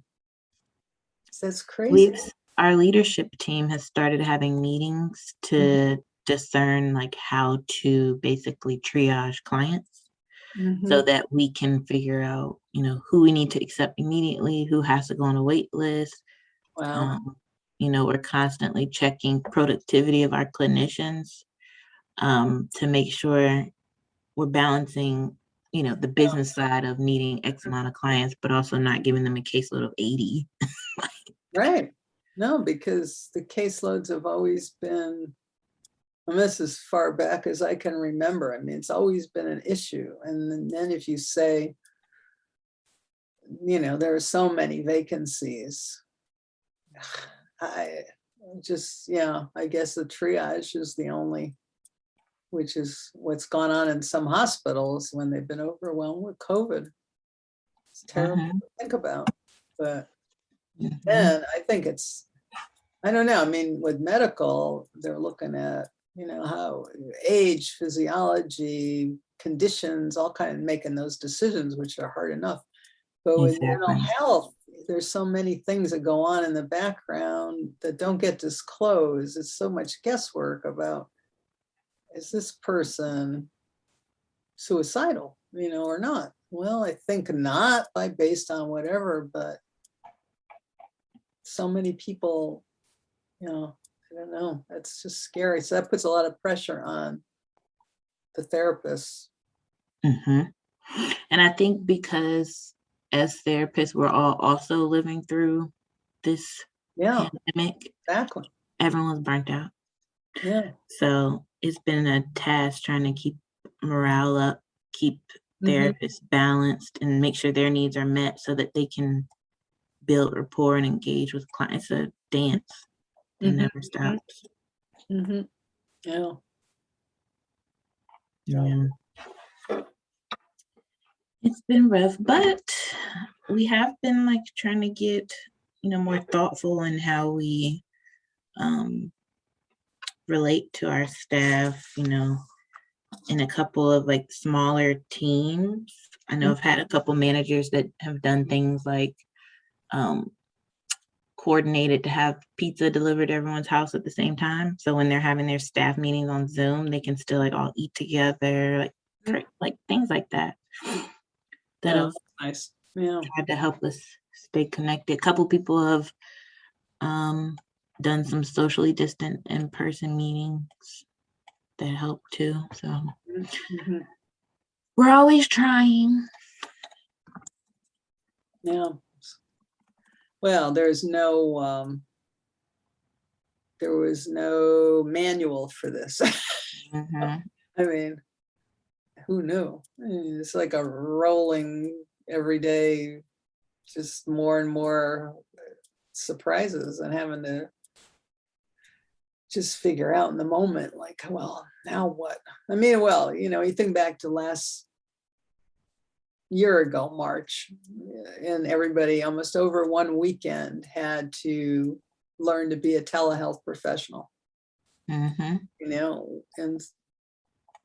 most people didn't have a lot of guidance in that.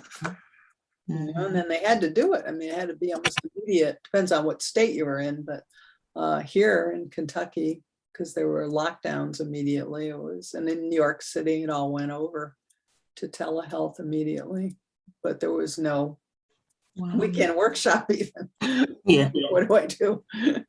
Man, when we started off, it was rough. We used to have time trackers and just crazy. We were just really policing people. But I think as we got better at it, those things relaxed. But I gave some people some warning, and then I closed the room. So everyone should be back in about 15 or so seconds. They're coming back.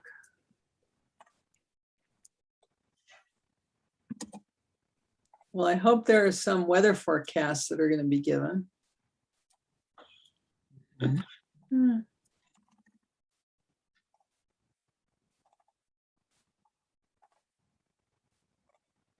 Looking around at the gallery. I think everyone's. Brittany's laughing. What are you laughing about, Brittany? I can't hear you. Oh, nothing. Nothing. I was laughing at you looking at all the pictures and everything. Yeah.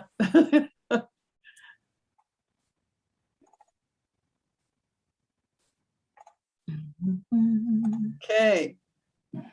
Well, first, if there's any volunteer, just to share what went on in your group, but I think we'd all like to see at least 1 or 2 groups give a weather forecast. Who's going to volunteer your group? Oh, now help me pronounce your name correctly. Ayana Randolph. Ayana. Okay. Maybe we can spotlight each person, so we can spotlight. And who's in your group? We're going to bring them along. Tanetta can maybe find faster than me. My group was number 12. So wave your hand or something, or hit your hand feature. Yeah. Okay, Jessica Walters Houston was 12. Let's see, how can I find you?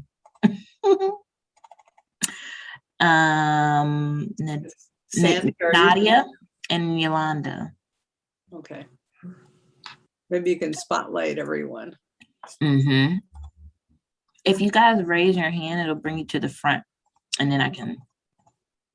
Y'all know how to do your hand under reactions. If you do your little hand raise function, there's Jessica. Mm-hmm. Okay. How do you do the raise hand? Down under reactions on the bottom. Oh, It's on your Zoom too. You know, some people don't have the raise hand. Most of you should. And then hit raise hand, and then Tanetta can find you more easily. You could go like this too. I could find you that way. I think 1 more in your group. missing Nadia. Yeah. Where are you at? Oh, I think I found you. Oh, and then you raise your hand. Okay, I did. There we go. Okay, you ready? They've got their weather forecast ready. Everybody pay attention. It's important news. Oh, I'm sorry. No, go ahead. I just said it's important news. For our weather, I'm going to show my picture because it represents basically our weather besides the rain. So this is my picture. It's sunny, a little bit of rain. But at first, okay, so it's like a spring day type of weather. So at first it was like 70 degrees, cloudy, a little bit of rainy, windy. And then the sun later came out in the afternoon, and the temperature rose, and it was cool, comfortable breeze, and it was sunny. So that's our forecast for the day. Anything else from the rest of the weather forecasters? Jessica's a no. Yolanda, what's going on with you? Oh no, it's just cool, nice little, it started off a little rainy, we were saying, and then it just, the sun came out, and it was just like a wonderful world. So it was nice just putting them all together. It was real interesting. Yeah. How about you, Nadia? No. You're just there to support the team. Okay, thank you. Let's see if we can get another, I know Sandy's got her hand up. Okay, Sandy, let me free these folks. Yeah, free them up. Okay. So much is going on. Okay. Now I'm going to. All right. What room were you in, Sandy? I think it was group 18 with Diane, Ben, and I can't remember the other You person. have I'm sorry. Ben, Lucretia, Diane. If you guys would raise your hands, then I can also bring you to the front. Let's see, or I will go into the list and find you. Okay. Found one. Oh, I'm coming for you. Okay. Okay. Well, Lucretia, I mean, we all want to be where your weather is in back of you there.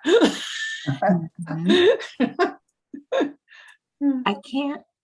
Ben, it was Ben, and he was having trouble with his computer. Yeah, it won't even give me an option to spotlight him. I can see you, Ben, but it won't let me. Okay. Let's just hear your voice then, I guess. It won't even give me an option to put you in the spotlight. So you're off the hook, kind of. Well, you can speak up if you put your mic on. So good afternoon or good morning, everybody. And I wanted to give our Group 18 weather report. So unfortunately, it has started out a bit dreary and dark with, computer problems raining down. But, it's going to get better. And the sun is going to be coming out. The breezes are going to be blowing, and it's going to be a wonderful day. And even if it rains in the afternoon, which it's predicted, that's going to be good for all the vegetables that we're trying to grow. So we're glad for the rain, but the sun is going to come out at the end. Huh. So have a great day, folks.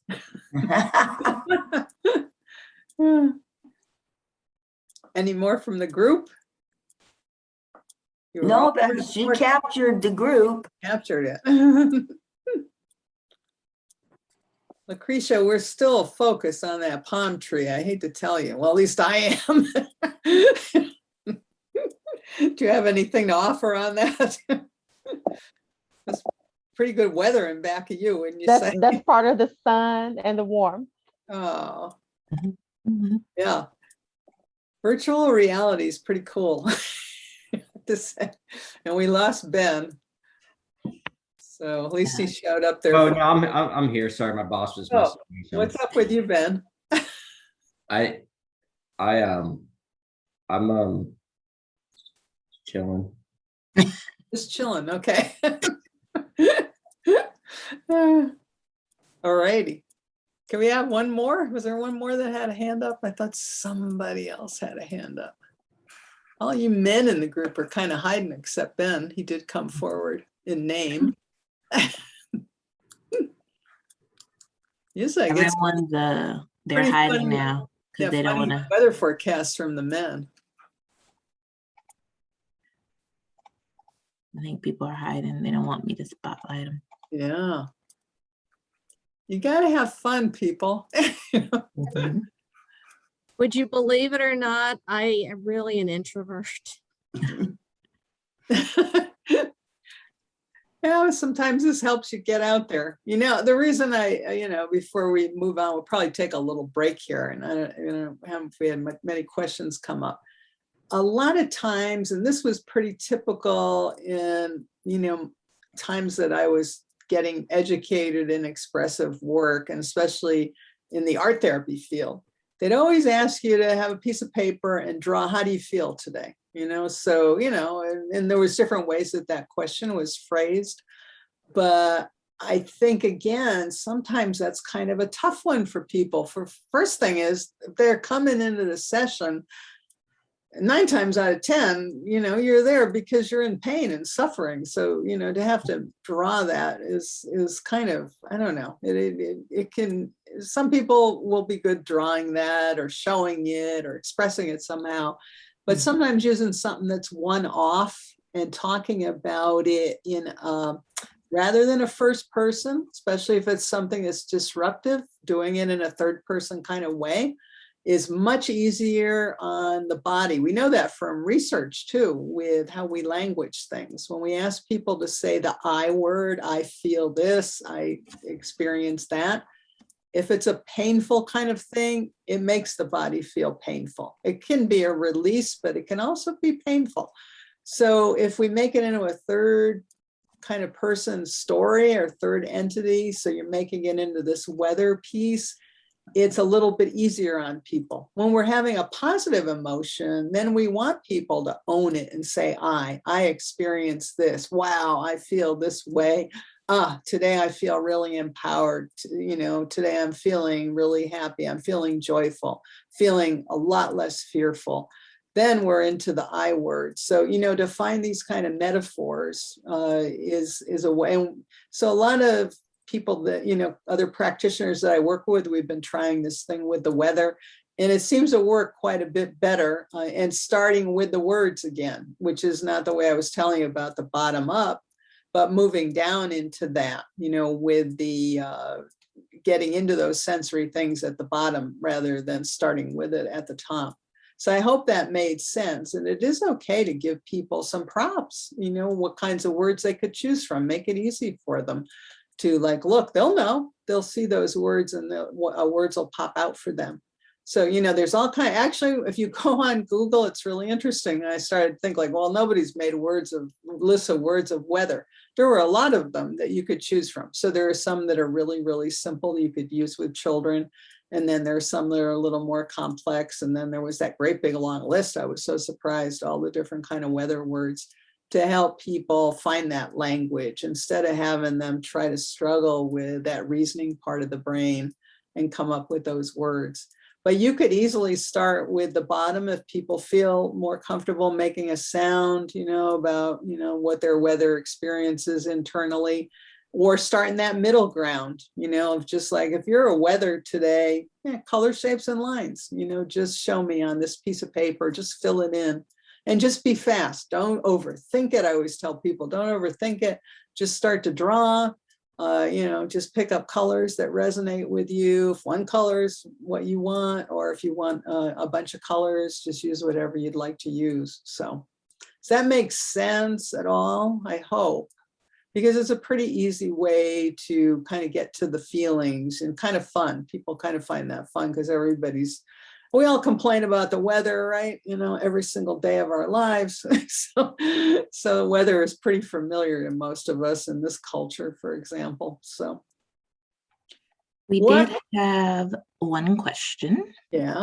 That I'm going to say, but also there was a couple people, and I wanted to just comment real quick, that said that activity, that experience was more powerful than they thought it would be.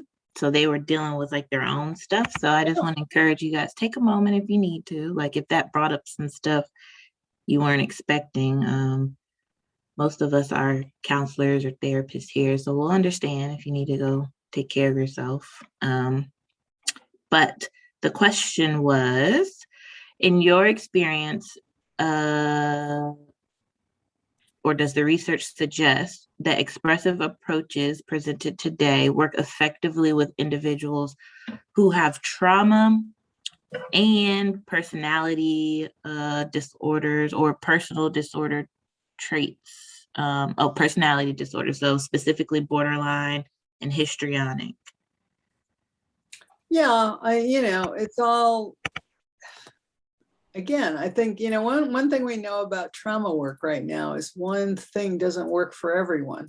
So it's pretty interesting that we finally are agreeing on that, because there's been a lot of, different camps of people that say, oh, only EMDR is the way, or cognitive behavioral therapy is the way. And all those have effectiveness. There's good research on those things.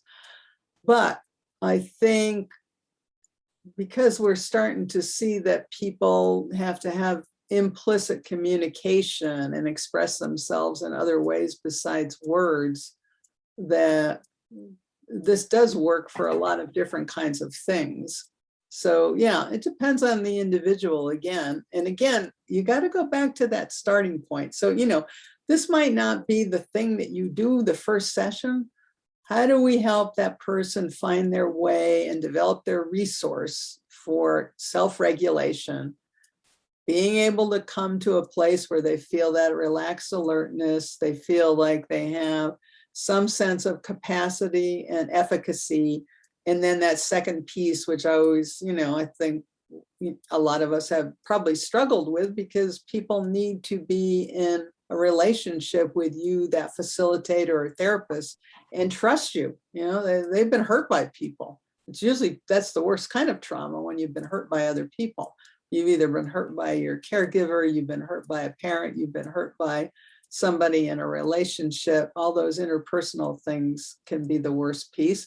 And then, we're not really covering it today, but there's a larger context here too. So somebody has trauma, they have personality issues in different ways, challenges, whether it's diagnosed or just identified in some way.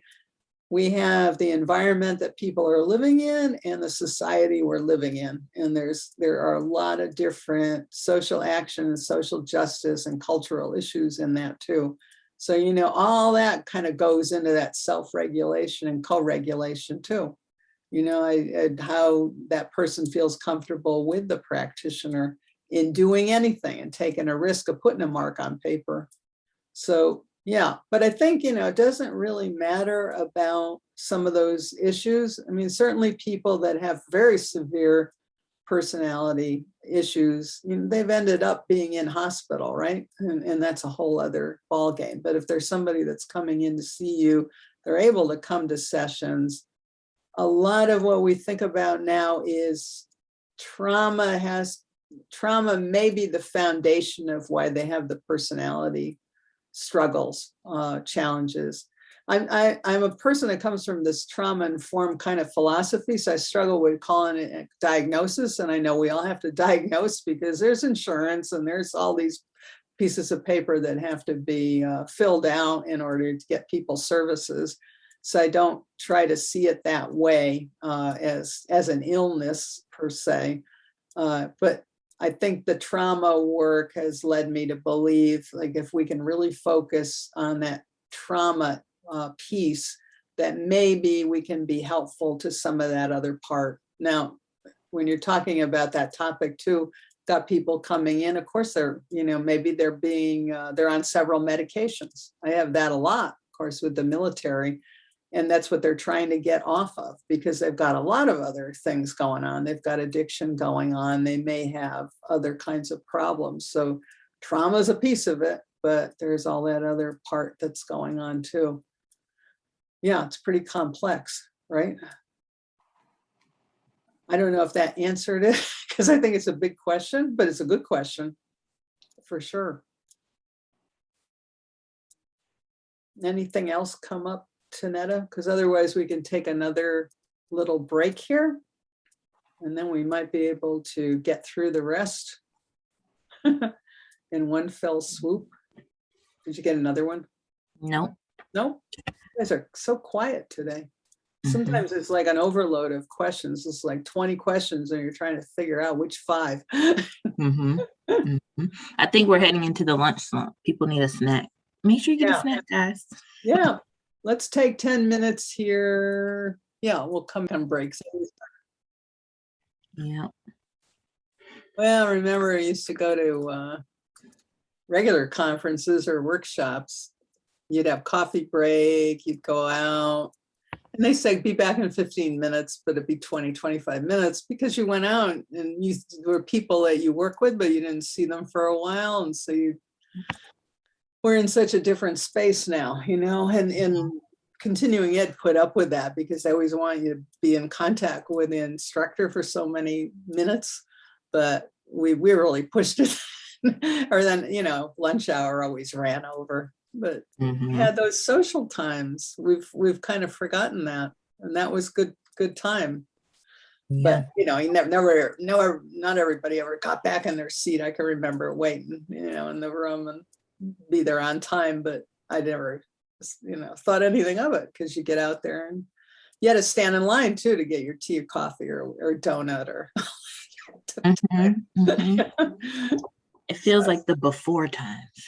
I know it is like the before time and the after time. And now I even wonder how when we go back to live and we start to feel maybe a little safer, but how all coffee service and all that is going to take place, because we're even nervous about all that kind of closeness and, getting food together.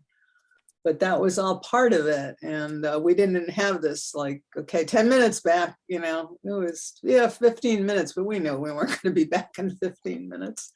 So, so it's hard. It's different. I still feel like I'm trying to figure out how you do this. So, I agree. Yeah.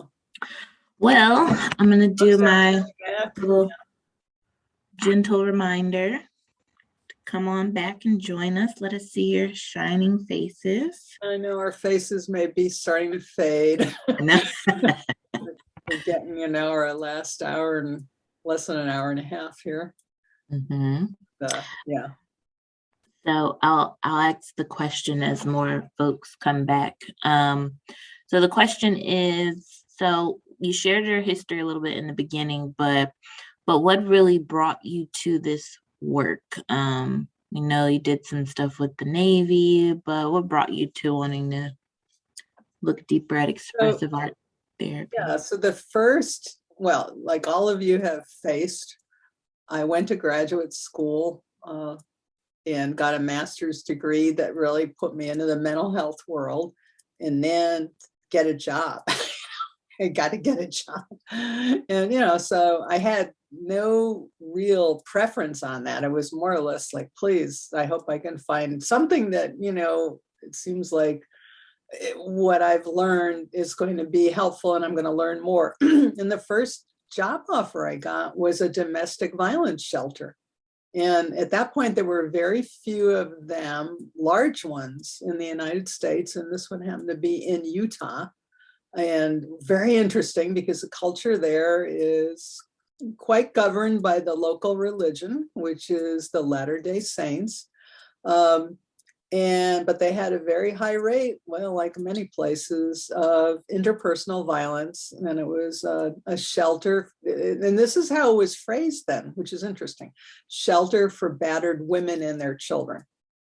And there were real visionaries in terms of a couple of women, one in particular, who ran a hotline for domestic violence. So it was just a hotline where women could call in and try to find a place that was safe to take their children and themselves out of the violence. She managed to raise enough money to get a residence in a YWCA in that city, so that's where it started. So it moved from a hotline to that. And I came along at a time just going to places and asking if there was any work. And that was one of the places that I walked into, and they were just like, yeah, we need to hire you. And I said, how do you know? You don't even know me. I haven't even looked at my resume yet. I just described what I was interested in. And they said, we need work with the women, but we probably need a lot of focus on the children, because we know the children are not able to talk about what's going on for a lot of reasons. One, what they've seen or experienced. Number two, the secrecy, because they're afraid if they divulge that they might be taken from, a caregiver or parent. And a lot of issues they were aware of. And they said, we need somebody to come and start to develop a program that's more around play and art and different kinds of things that are active for them, because all these children seem so frozen and shut down, Now, I did not know the answers to these questions because there was no training in it at that point. But I thought I at least know how to pull that together. And I'm going to be on a learning curve here. But everybody was on a learning curve. So I really, it was a really great team. So I think all these things came together like, wow, I got a job. Somebody is already appreciating me and they don't even know if I'm going to be able to do this or not. But then to learn from all those other people together, we're trying to figure out how are we going to be helpful to these people? And it was a multiple layered thing because there were a lot of other things that go into it besides just this psychological relief. There's also safety there, sending people back out into environments that are not safe. A lot of actually interesting there in Utah. I would say it still is not very culturally diverse, but it's a lot more diverse than it was back then. There are a lot of more people of color, but in that program, actually, there were a lot of people who were Native American. They had nowhere to go, and they would come into, it's in Salt Lake City, and there was an Indian health center there, and they would come there and get referred to this programming. So, so there was that piece going on. So it was really interesting stuff. I just thought it was fascinating, but it was also, like a lot of you have experienced, a high burnout too. It's a very high burnout situation to work in a shelter like that, in a residence with people, and you had to work really quickly. So that was another thing I found. It was a challenge, but it was really interesting. You had to be able to try to do something that was helpful within a 30-day range, because they had 30 days that they could be there. Now they can be there for a much longer period of time, which is so much better. But that was the rule then, due to the funding that was there. So I don't know, I got really fascinated with the idea that people needed to engage in something and not just sit, because a lot of them I could see the depression, the overwhelm. We didn't really talk about dissociation then, but there was a lot of dissociation, and even in the children, because they didn't believe that children dissociated. That's how far back, you think back, and then it started to come on board that, yeah, children could be numbed out, they could be frozen. And so how do we get them moving? So then that really started me thinking, this is really fascinating, that, talk is good, but you have to get them moving too, and you have to get them involved and get them doing and feeling like their efficacy is coming back. But as all of you who know domestic violence, interpersonal violence, there's a lot of other things that go with it, right? I mean, you try to help people find safety, and that's the scary part of it. I've always found that's the big struggle. We send people back out into the world, and we know, how can we protect them? Will the world protect them? No. I mean, that's the awful reality of that. But I did realize, because these people, there's always a return, in those situations. People go back to relationships, they try again, they, get into danger, they come back to the program. They would remember what we did with them. They would remember the active things that I did with them. It was significant to them. It didn't save, and turn them around, and, but it did have an impact. And I thought, like, wow, this is amazing. It actually is the talk they didn't remember as much as they remembered what we did. And, that was the memory. And I thought, like, okay, there's a significance in that somebody who is that traumatized could remember what exactly we did during that time period, whether it was an activity or a moment or something in that self-regulatory co-regulation, exploring things in an active way. So that's how I got going in it, and it just stuck. It just made sense to me. So I think it's true of everybody. What makes sense with this is not going to be for everybody, but there might be a piece of it that you can bring into your work. But for me, it just became really central, because I think all of that kind of, made me feel better about what I was doing. All right. You get burnt out if you don't feel like, I don't feel like I'm having an impact. And I started to hear from people who unfortunately had to return to the shelter because they were in danger. Thank goodness they returned to safety, at least for those moments, but they could give me that feedback. They would remember, as the children would remember, what we did. And I was like, wow, how did you remember this? I would think to myself, it was so significant to them. And I think it was because, again, there was sensory and there was the co-regulation piece together. So, it became this, they felt like all of a sudden, oh, I'm back in this again. I want to do those things we did before, Cathy. What did we do? They would remember when we do them again, because there was a safety in that, and it made their bodies feel better in that moment. But again, I knew it didn't cure everything because it's such a complex situation for that. So that's kind of the short story. The military was, fast forward, was kind of an accident of they were looking for programming that was more resilience based and more based in getting people moving and doing things, and starting with the children and then getting the families involved and supporting all that through something that was action oriented and empowering and non-stigmatizing. So I've liked all that trauma-informed piece, you know, where we're not focusing so much on what's wrong. You know, it's more about what happened and what's right with you. So I like that philosophy. So that's been the other piece too. Because I feel like all this is like helps you start to find out, you know, a lot of things about yourself that are strength driven. And that's important.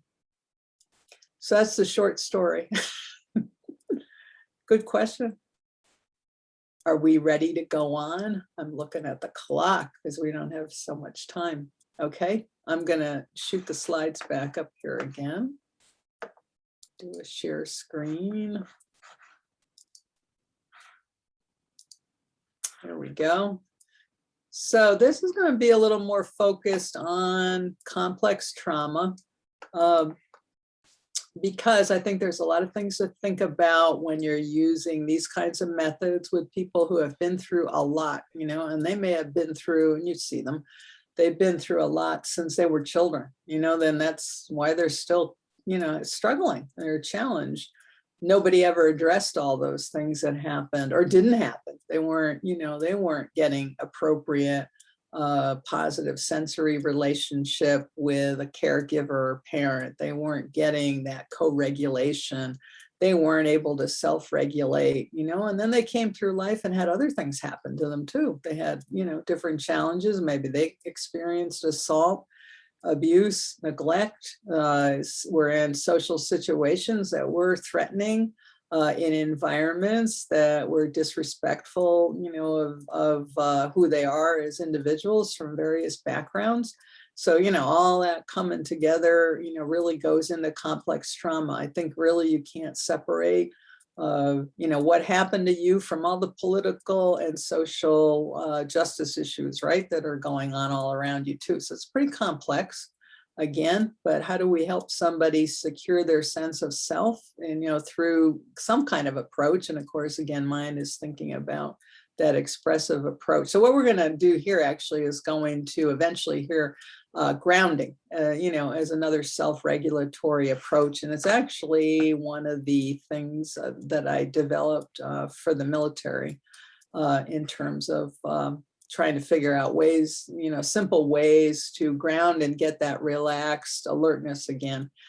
So, you know, here we have, again, I mean, if you're talking about complex trauma, I think the thing that's interesting about this work too is, you know, and you did it a little bit with your weather experiential, you put something on paper, whether it was a bunch of lines or color or mark making or whatever, and, you know, or then explain that, you know, did that little enactment in some of the groups. People need a voice. This is something that Judith Herman, that's what struck me about her work in her book, Trauma and Recovery, that people needed to be heard and be seen in some way. Because especially if they had complex trauma, and she focused on interpersonal violence, and mostly if you read her book, it's mostly about how women experience interpersonal violence. They've been silenced, you know, they've been silenced by, even by family, friends, colleagues. You know, their stories have not been able to be told in a lot of different ways in a lot of different places, for reasons of nobody wanting to listen, but sometimes because you have to be safe and you can't tell that. So really what it comes down to is, you know, sometimes the language gets shut down too for that reason. How do we help them express in some way what's going on? If there's a child, you know, who's in your session, they get immobilized and nonverbal, but also their language developmentally is impossible. It's disrupted. And even in adults, it can get disrupted again by chronic stress. And there are other people, you know, there's this interesting term in trauma right now. It's been around for a few years, but it's called tonic immobility, that people can be, we always thought like, well, some people are very anxious and hyperactivated and angry. You know, they have an emotional reaction that's very fight or flight kind of reaction.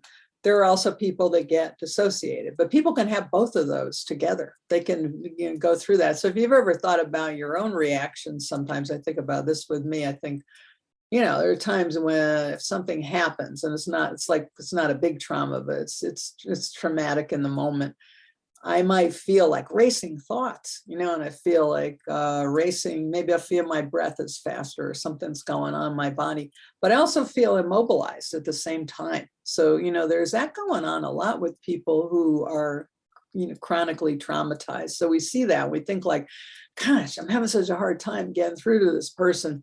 But they may be stuck in all of this. They may be stuck in being really hyperactivated. Their brain can't think and their body may be frozen by that. So, you know, that's a pretty common thing. I think we're starting to realize that we're dealing with, we're seeing that in people. And it makes the communication, especially with words, really hard. So that's why, again, going back to that early thing about bottom up, getting people moving, even if they're just moving a little bit, starts to work on that, you know, getting some kind of rhythm going slowly. Maybe it's really micro movements. Sometimes I do with people, you know, not pushing them too far, but because they're stuck, they're kind of immobilized by their lives for good reason. They've been through a heck of a lot. And so a lot's going on all the time. And we think like, oh gosh, I'm not getting anywhere here. Well, they really are stuck in a lot of different reactions. So again, just a little review here. So we're talking about implicit, nonverbal, action-oriented expression. So, you know, again, not this talk again, and trying to focus on the self-regulation, the attunement with you, building good attachment, and that social engagement is our ultimate thing, which is again a polyvagal term for feeling safe with another person, you know, which is where we're working towards through the senses with people.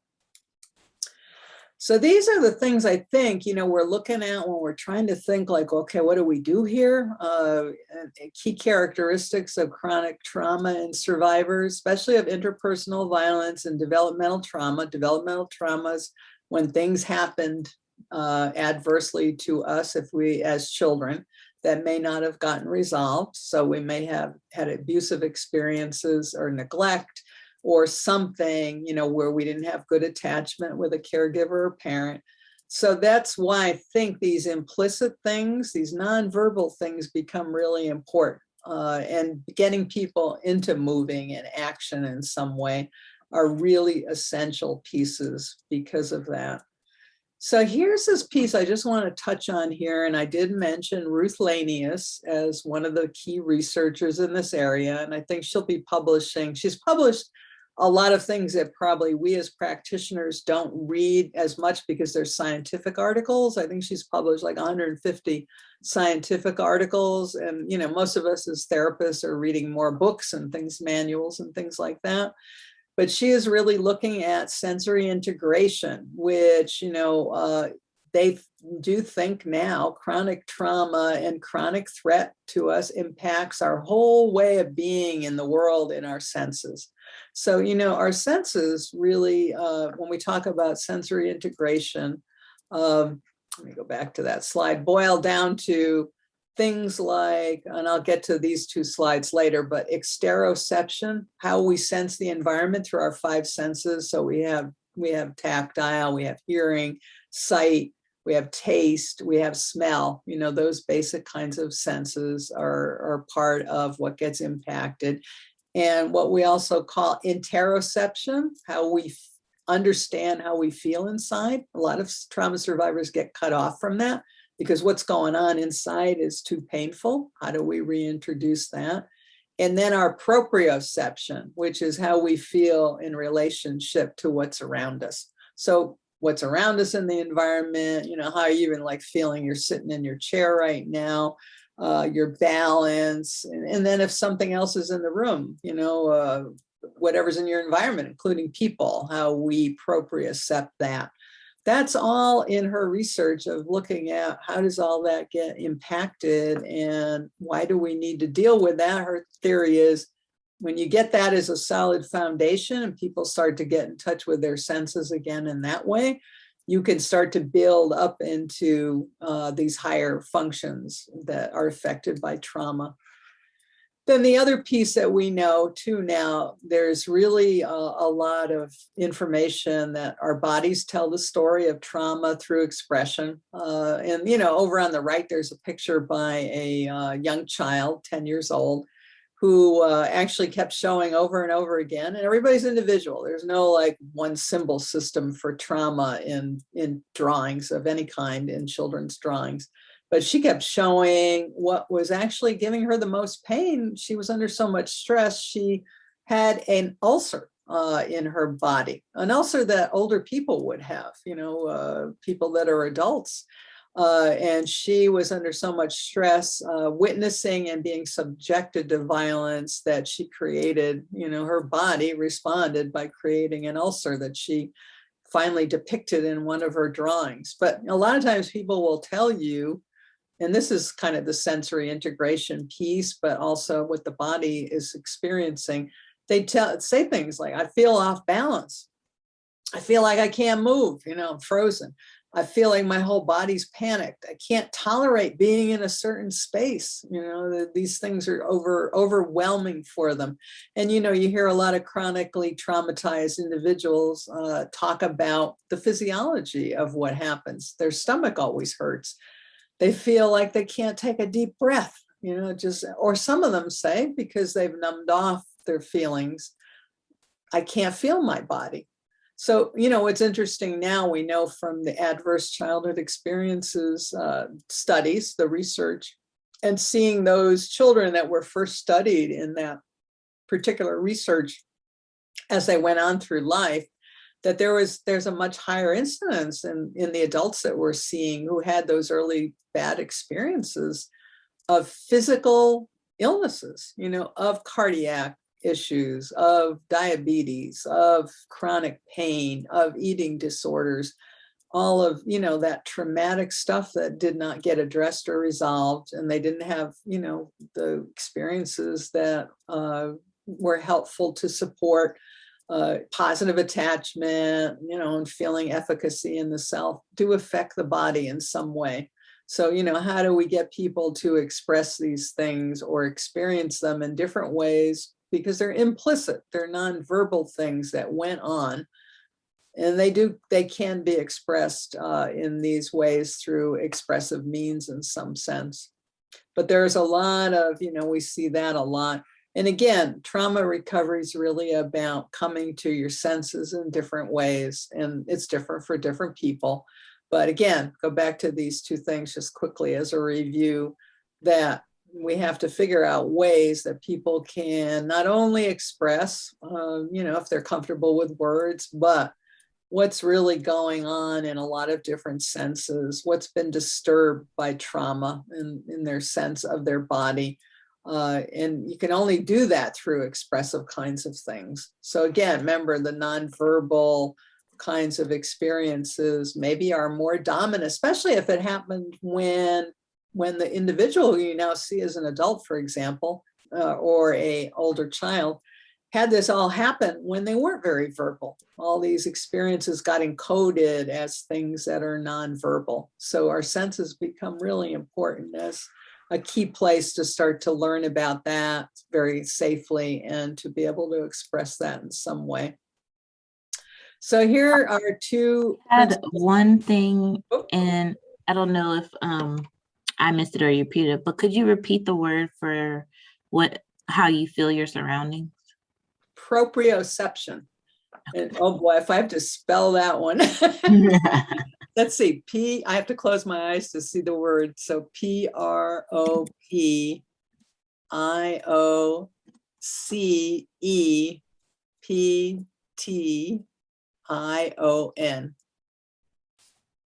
I said, I have this since I was a child. This is my childhood drama.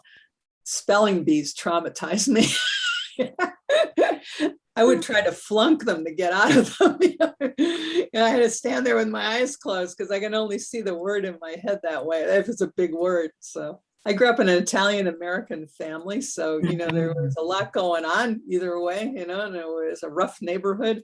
And it was more important that you were able to survive out on the street than spell a word.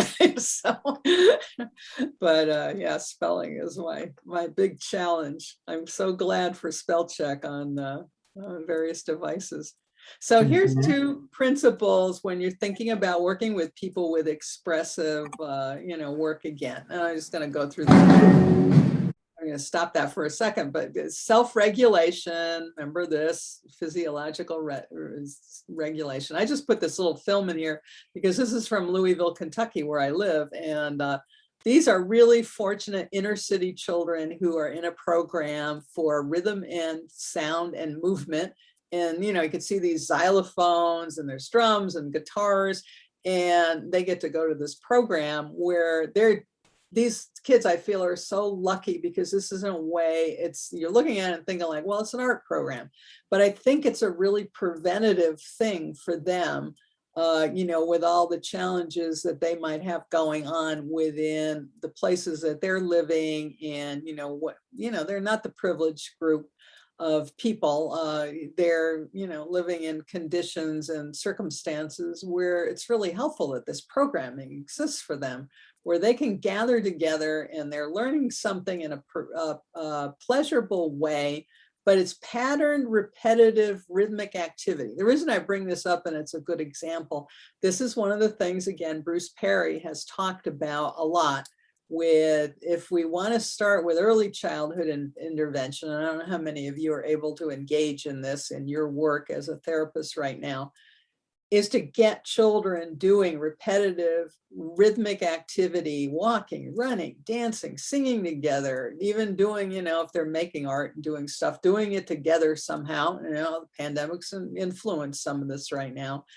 So anything repetitive and rhythmic, he really, and I agree, believe, really sets kind of something in place where you feel connected, again, through that synchrony with other people. I'll just play a little bit of this because it's really pretty fun. They're playing a song together called Crazy Train by Ozzy Osbourne, who is one of the, talk about crazy, he's one of the crazy musicians, but his song here is one that they learned to do together.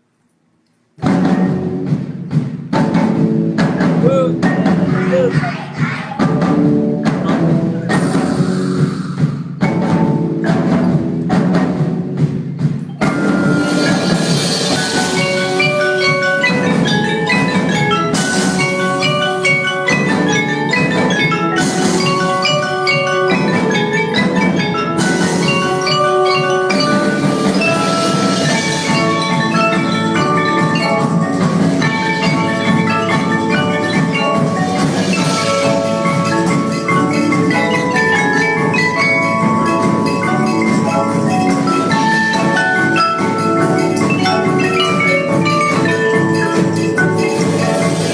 I'll stop that one right there because we don't have a lot of time. But this is one of the things actually in the next, Bessel van der Kolk, who I mentioned, who did the, which is still continues to be the #1 bestseller on trauma. We're talking about, he has a conference every year in May in Boston. It'll probably be live this year, I hope. Keep my fingers crossed. Actually, the conference is going to have the theme of rhythm and synchrony and being together and doing movement together in community as one of the factors that we need to introduce, and especially, early on, if we can do it preventatively, but that we should get more people involved in this as a self-regulatory and co-regulatory way of setting a good foundation for working with trauma. Because starting to get at that lower brain, even though these kids are doing something pretty complex, I'm not even sure I could do this. They've practiced a lot together to be able to do this. But this is, I think is a fascinating programs going on in my own community that's really bringing a lot of good things to these kids in ways that maybe talking, the talk therapy in the usual form of working doesn't bring this pattern repetitive rhythm to people. Dr. So, Malchiodi, yep. Is there a place that the participants can find the videos that you're using, or are these your? This one I think actually is online. I think it's on YouTube. If you look up, I don't know what the name of the program is. I can let you know that, because I'm pretty sure it's on YouTube. Yeah, they publish a lot of stuff on YouTube. So, yeah, because that's the other thing. These children, they're not in formal therapy. They're, they're going to a special program, but the program really benefits them too. Again, this is back to Judith Herman. They're being witnessed. I mean, they love that they're being seen by a lot of the rest of us. Their performance is public. So, it's not a therapy session. So this is kind of like, I think that's one of the other things, and we don't have time to talk about it today, but a lot of us work from clinics. I do, through an office setting, and had to work in telehealth now. The community-based things, I think, are so powerful because the community itself is doing the mental health work as part of this, and that is a very powerful thing. So, when you see this kind of thing, I think there's another layer that we don't even, hopefully we start to get there more. And that's supposed to be part of trauma-informed work, is moving us more into the community. So I'm not going to dwell on this again. You've heard this one over and over again, but that co-regulation is the other piece that's so important. And I think for people, chronic trauma, long process, but feeling that connection again, redeveloping all that trust and doing it in a sensory way is more than just talking people through it and actually feeling that connection through the senses. One more thing, in chronic trauma, the whole idea that this is polyvagal work, neuroception, which is something we all have. And it tells us every minute of the day if we're out in something. And we've had a lot of different experiences now in neuroception. It's all about our perception of, am I safe right now with this person or this environment, or am I in danger? And of course, if you've been chronically traumatized, there's a lot of things that maybe motivate or, or tell you that there's danger around you that maybe aren't really dangerous. But what I wanted to say was, with the pandemic, we were starting to get, neuroception about danger all over the place, right? In the beginning. I think back to March 2020 when, we were told, to wash everything, sanitize everything, wipe down everything. I was wiping down everything. I'd look at a tree outside that I was walking past and I think, does it have COVID on it? I was thinking like, this is not rational, but, it was also my neuroception of trying to feel safe, and I don't want to catch it and I don't want to pass it on to somebody else. So we're all coming through a lot of stuff here about neuroception, but, in just the pre-pandemic world, a lot of our chronic trauma survivors are neurocepting even us. I knew that when I first, now the good question in the beginning about where you just start with this and how'd you get, interested in it. They didn't have this word neuroception then, that I could have used.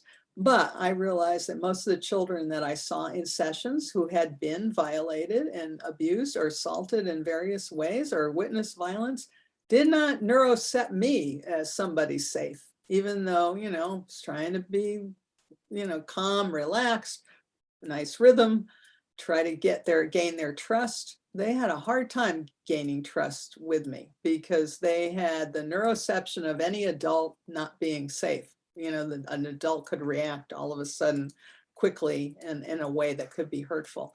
So this is the two things I want you to remember, when we're working with people, and you've probably experienced this, that, and especially when I'm introducing expressive things, people can have two different responses. And mostly people who are chronically threatened, they have this protection-oriented response, and we can feel it. And because here's a picture over here, a domestic violence survivor of, the abuser, very powerful, picture, just a doodle of showing, what that relationship is like, what her feeling is around, that particular perpetrator. So, people become very hypervigilant, they're threatened. So they become, if they're hypervigilant, sometimes they will become mobilized and try to fight or flee.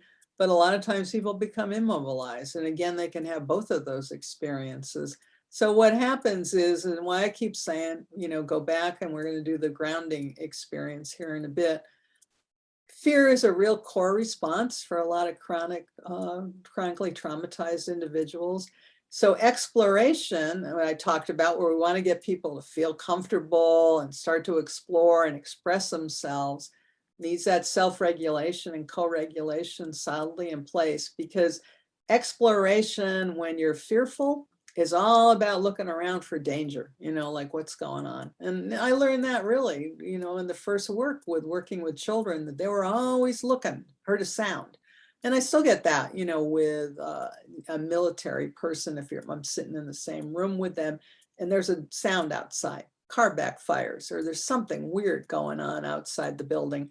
And they're exploring all of a sudden in a way that's, they're actually going to protect me. They're not even thinking about protecting themselves, because that's the way they're trained. So they're scanning for danger, or their focus is impossible because there's something going on that they need to know about and protect. And that's just a normal reaction again, but it does take away from feeling curious and playful and enjoying the moment, because you're scanning for that danger that was real. It just isn't happening right now, but something that they've sensed is all of a sudden bringing that up. So I think that's something to think about, to look for in what's happening. When people get into a place where they feel like they can explore, and they're in an exploration-oriented response, they finally feel safe, and they may come in and out of this. They finally can feel safe. They finally can feel curious, because they're feeling less traumatized, at least in that moment. And they're motivated by a desire to explore their surroundings. Now, that's one of the things I didn't talk about here, in the days now when we're not so much telehealth and we're sitting in a clinic, or we visited with people in our agency or whatever, and somebody comes to the session that's new, and comes to see you, and they never have been there before. That's a lot of what I will spend my time on first, is how, get up, look around the space, see what's here. Because I have a lot of stuff, right? So I'll have, the kind of stuff you're seeing, drums and some minimal art supplies and other kinds of things around, props and stuff.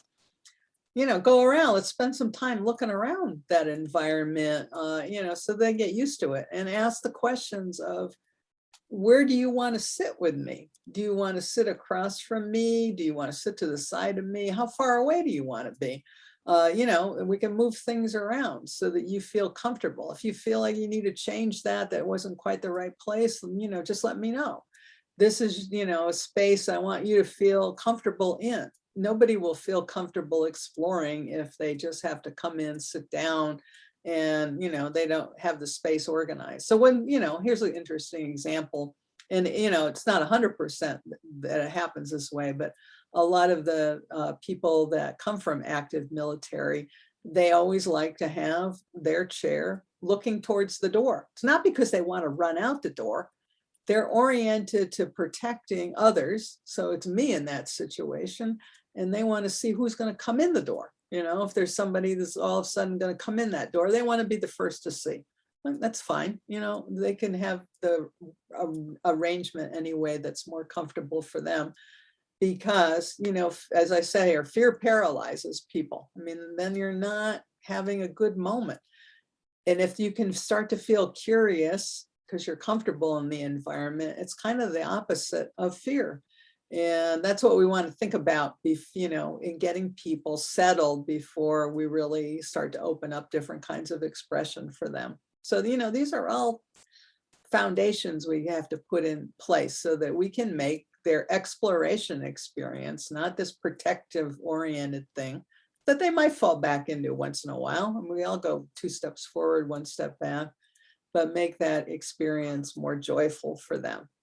Because again, I always think about this like, okay, we want to alleviate suffering, but we also want to introduce joy somehow to replace that suffering. So this is kind of where I keep thinking about it.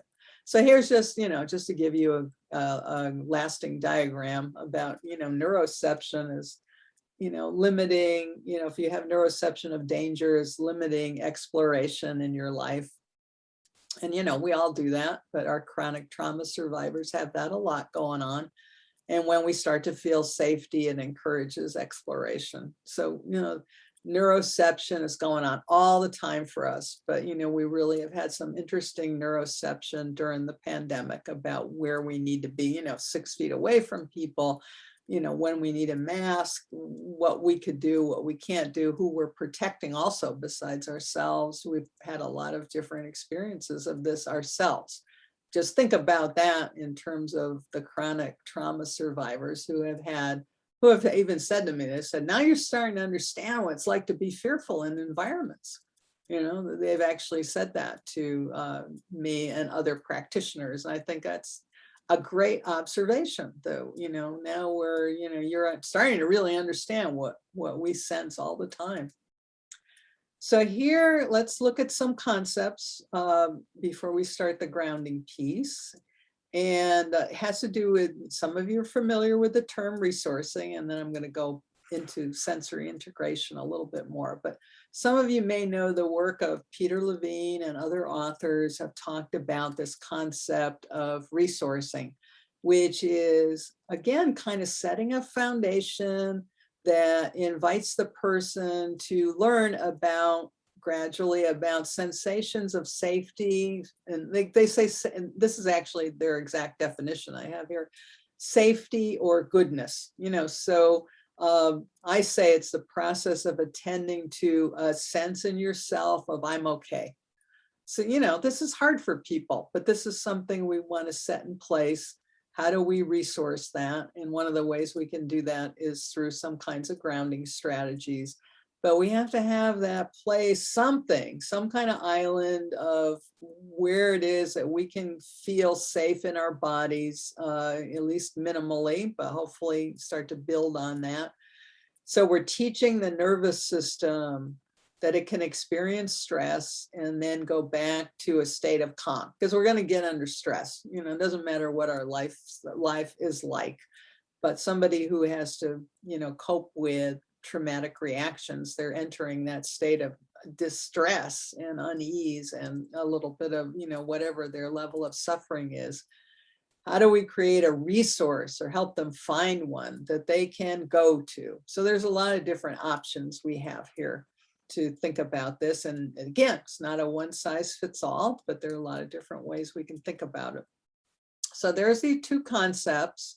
These are sensory integration that I mentioned before, exteroception and interoception. We're not going to go into all the different kinds, but these are two in that category of sensory integration, and this somatosensory way of approaching things. So one of the things, again, exteroception is referring to the sensory experience of the external environment, which for many trauma survivors, it can go either way. Some people have numbed themselves off from it because it's too much, so we all have different ways of interacting with our environment. And others are hypersensitive. They can be hypersensitive to light, to sound. It depends on, what their experience is and what their own personal way of moving through the world is. So, there may be a smell that sets somebody off and starts to create this trauma reaction. They don't even know. So that's part of our exploration with people, is what, your exteroception is and what you're comfortable with in those 5 senses. Touch is one of the really interesting things, tactile. So what people touch or how they're touched is can be understimulating, overstimulating. But that's one of the things now in sensory integration and research that's being studied. How do people who are traumatized react to that? And of course, if people have been violated in any way, there's a lot of issues around tactile and touch, especially, even self-touch or touch by others. There was something that came up in the chat. Yeah. Because you mentioned letting participants choose where to sit, but if you as a therapist are uncomfortable and need to be closer to the door, How do you still give the power of choice, but keep yourself safe? Oh, yeah. I mean, you always have to keep yourself safe. And that's obviously become more and more of an issue, right? I mean, we've had, we've all felt unsafe. So, yeah, I think you have to have that conversation and just be open about that. This is where I need to be, but you have the option to be in these other places within the room, which is interesting to me. And I haven't run into it, but I certainly honor that question because it's different for different situations. In the clinic that I've been in, 9 times out of 10, people, especially the military, when we first meet, now this is a first meeting, they often say, Dr. Cathy, there's no offense, but I want to sit way over on the other side of the room. It's, and I said, I'm not offended, they need their space, and gradually kind of our space gets closer over the sessions, but there's a lot of that need for space. It's a whole area, what we call proxemics, and how, culturally, personally, and for whatever experiences that we've had, we decide what that space needs to be. But I want to make sure that they feel as comfortable as possible, because attunement, eye contact may be uncomfortable, and distance can certainly be something. I want them to feel like they're in control. But yeah, certainly if you have a place that you need to be, because we do have, and I don't know, the agency that the question came from, where your agency is or office, we have a button, that we can push if there's trouble. Now, mostly in our clinic, the trouble is around, because it's a medical clinic, that we think somebody is having a heart attack or something, they're having some kind of physical symptom that we're really concerned about, and we need a nurse or a doctor to come into the room, because that can happen, and I've had to push that button for that reason, because I think I don't think that's just anxiety right now. I'm a little bit worried, that person who maybe has had traumatic brain injury too, or something else, that, are they having a cardiac incident? And I want somebody to come in, and they've already been warned about that too, that I can always call somebody as fast as possible, because I might be worried about their physical condition, and I'm not a doctor. I don't know, what's going on. So we have that capability, and they're aware of that. So obviously I would be near that, so that's a really good question, because we're secure, but you're not always secure maybe with the person you're with. Our environment, the clinic, is secure with 2 reception areas. So would be very impossible for somebody to get through those 2 into the area where people are being seen. But you are in the space with somebody who, has reactions, and you need to have that safety. So, I don't, depends on what your safety is. I think back to the first days too, and working in domestic violence, and we did not have those safeties in place, and we did have incidents. Fortunately, nobody was seriously hurt, but there was a lot of threat around that, because the environment wasn't as secure as now it would be.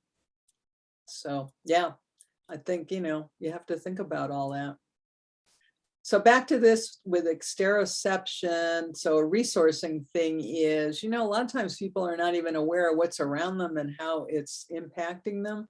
So sometimes that's something I say, what in the environment right now feels cozy or comforting or friendly or safe? Do you have anything like that around you? I've had a lot of opportunity with this now with telehealth, because you see people's homes, you see where they are, which this is a whole different, aspect I never thought about. You can actually see what's there. So what around your environment, notice it for me right now, is comforting. Is it warm or cold? Is there a cozy pillow or something that's comforting for you, that feels friendly or safe? I've had people come, and get their plush toy or their blanket, into the session, feel more comfortable. Are there things in your environment that create more unease or dissatisfaction? So, having that attitude of curiosity about what you could bring into that space. Even I always say, Are there things that you could put together, you know, that would give you an exteroception of comfort or welcoming or friendliness in your environment? They've never even maybe thought of that. You know, what pictures or things like that could be helpful. So, you know, to get them to start to pay attention to their autonomic and automatic responses to what's around them in their environment. So, you know, people that are traumatized, they start to close that down. They're not realizing there are things that are making them anxious that are around them in their environment, or there's things they can bring into it that can help them be a little more calm. So, okay, so back into the clinic in the real time, there are often people that, because they're so anxious, to even talk or just sit down and get settled down for the session. We had weighted blankets, weighted stuffed animals, you know, that you could hold in your lap, put the weighted blanket on you to calm you down. Some people could only have the conversation or start to calm down and get into the session by putting on that weighted blanket, or there's actually a weighted collar. And all that came from actually research with animals, with dogs who had anxiety, and they used to invent these, somebody invented what they called a thunder coat or thunder jacket. So it was a weighted jacket that you could put on a dog to help the dog calm down. Then somebody got the idea that maybe humans, you know, could use this. So that prop was always there for people to help them stop that kind of rolling anxiety and start to calm the body down in some way in order to be in the environment.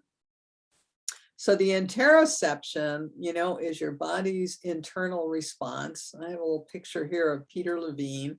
There are different ways people can access this interoception. Depends on what they're comfortable with.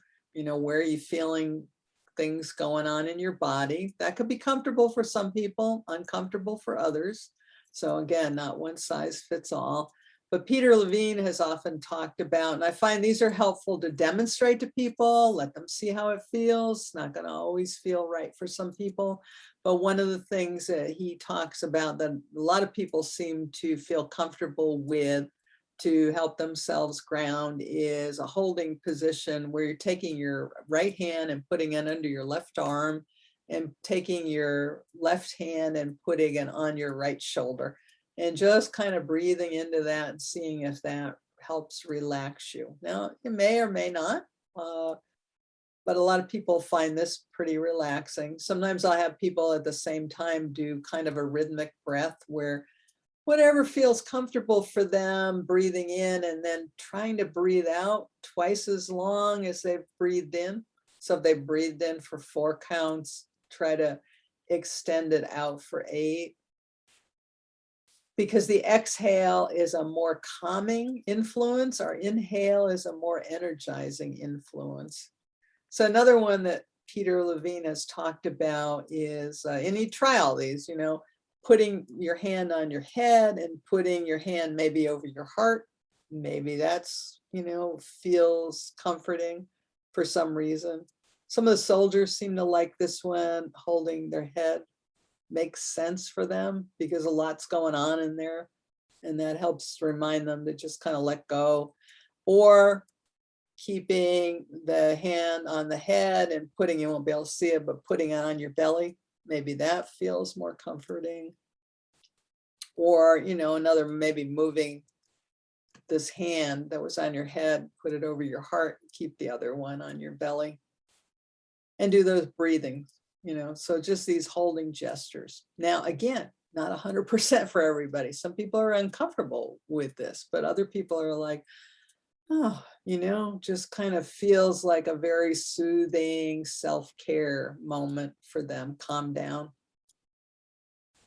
And a lot of the people that I see in the military really like yoga, you know, and we'll start going to a yoga. We have so many yoga studios here in Louisville, Kentucky, all different kinds of levels of it, but they like the physicality of it, of practicing something, holding it, doing the breathing, and those kinds of things are another way that they get in touch with the inside of their body. Thoughts go out the window. They don't think about things. They just get into that particular movement.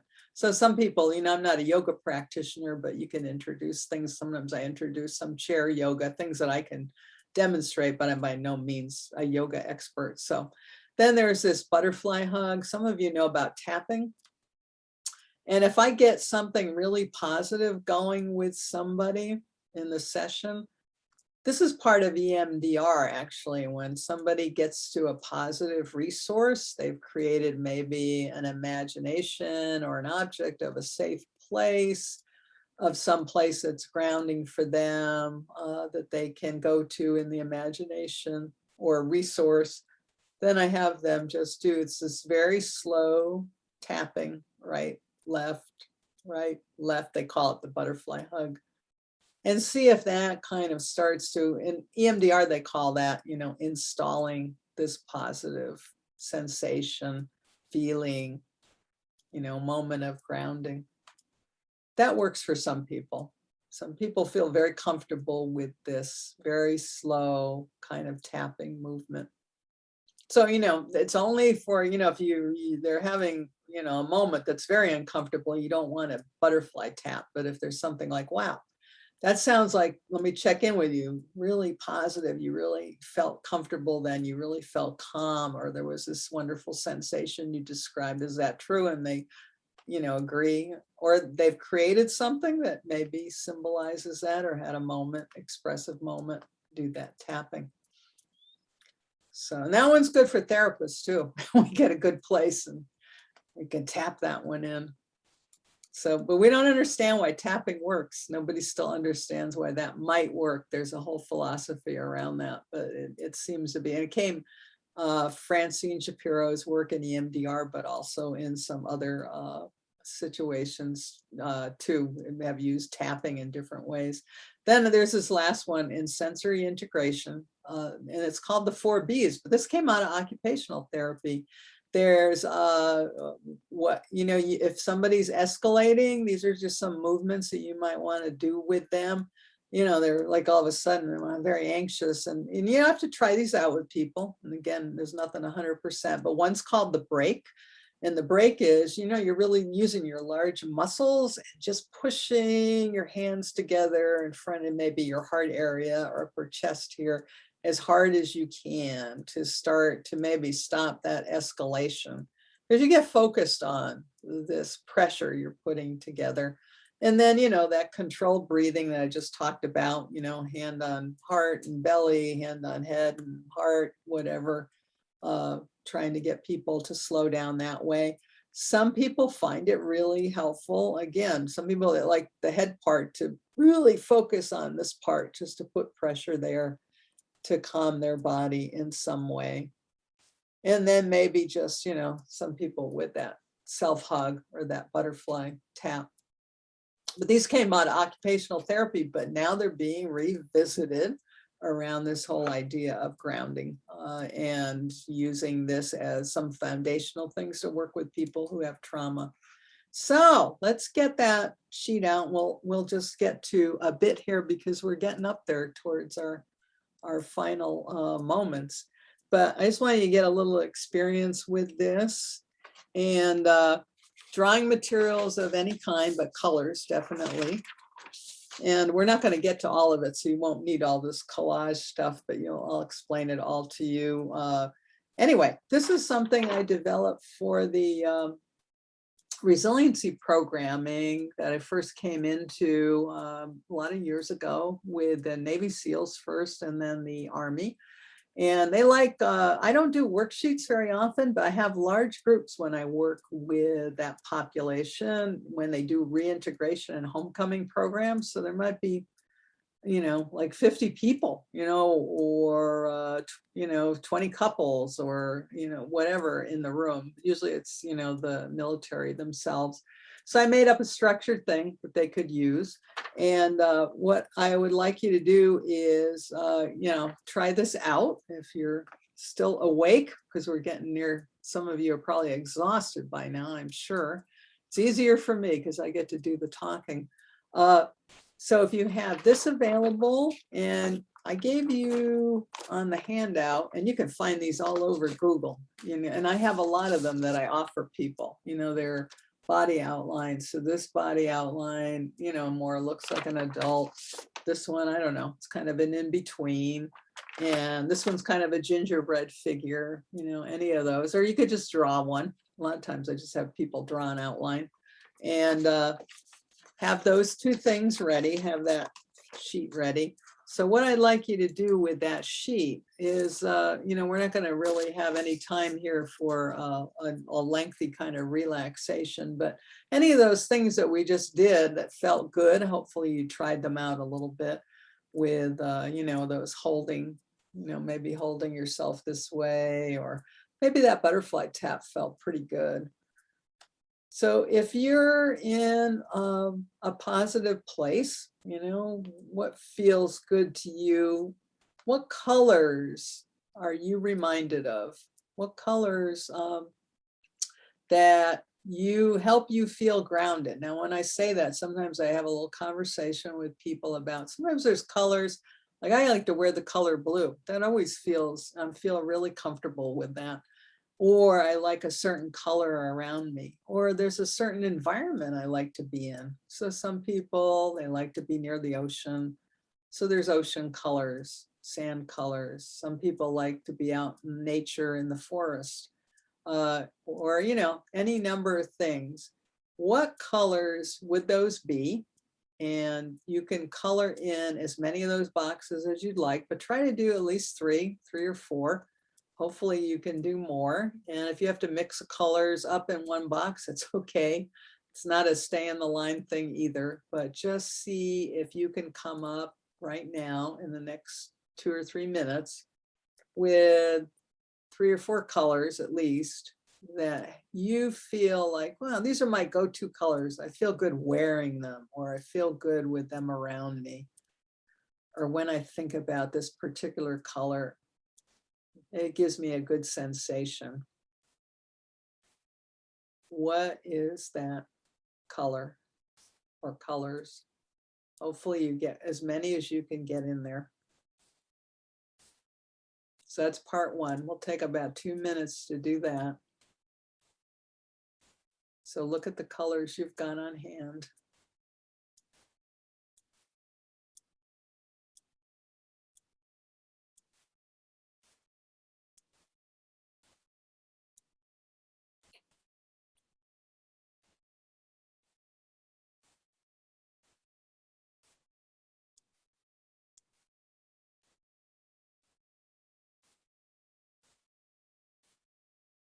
So just because I'm looking at the time here, as you get through, you know, those colors, say you're, you know, you've got at least 2, 3 or 4 here, about each color that you included, write something about it. So it might be a phrase about that color.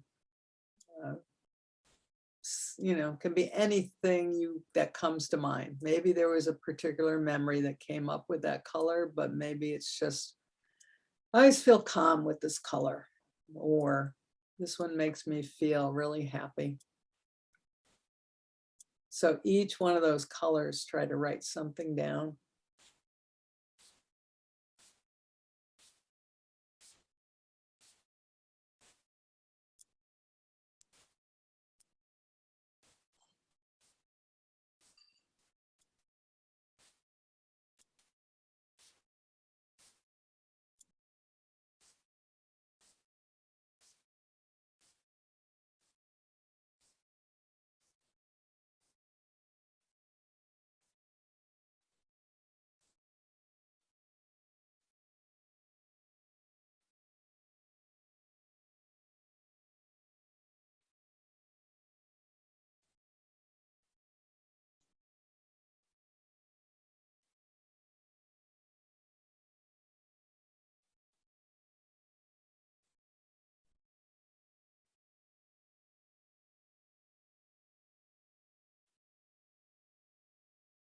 I'm so impressed that so many people are hanging in here. It's got to be really hard right now. I'm just looking at the number of participants and I'm just very grateful to you for hanging in here just a little bit longer.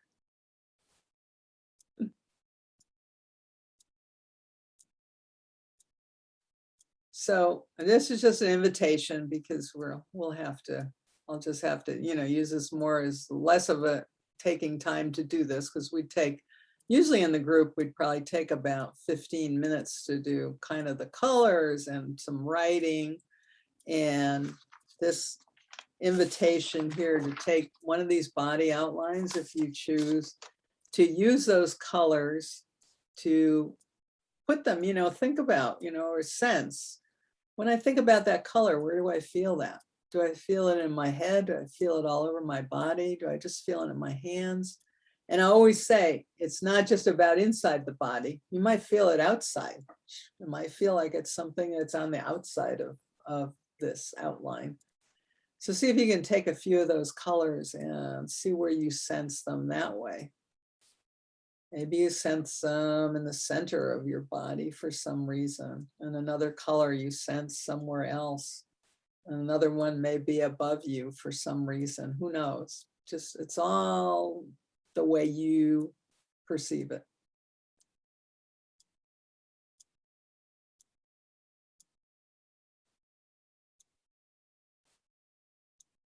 So if you're at that point, just take a couple minutes with that. Because I'm putting you through the paces here kind of quickly.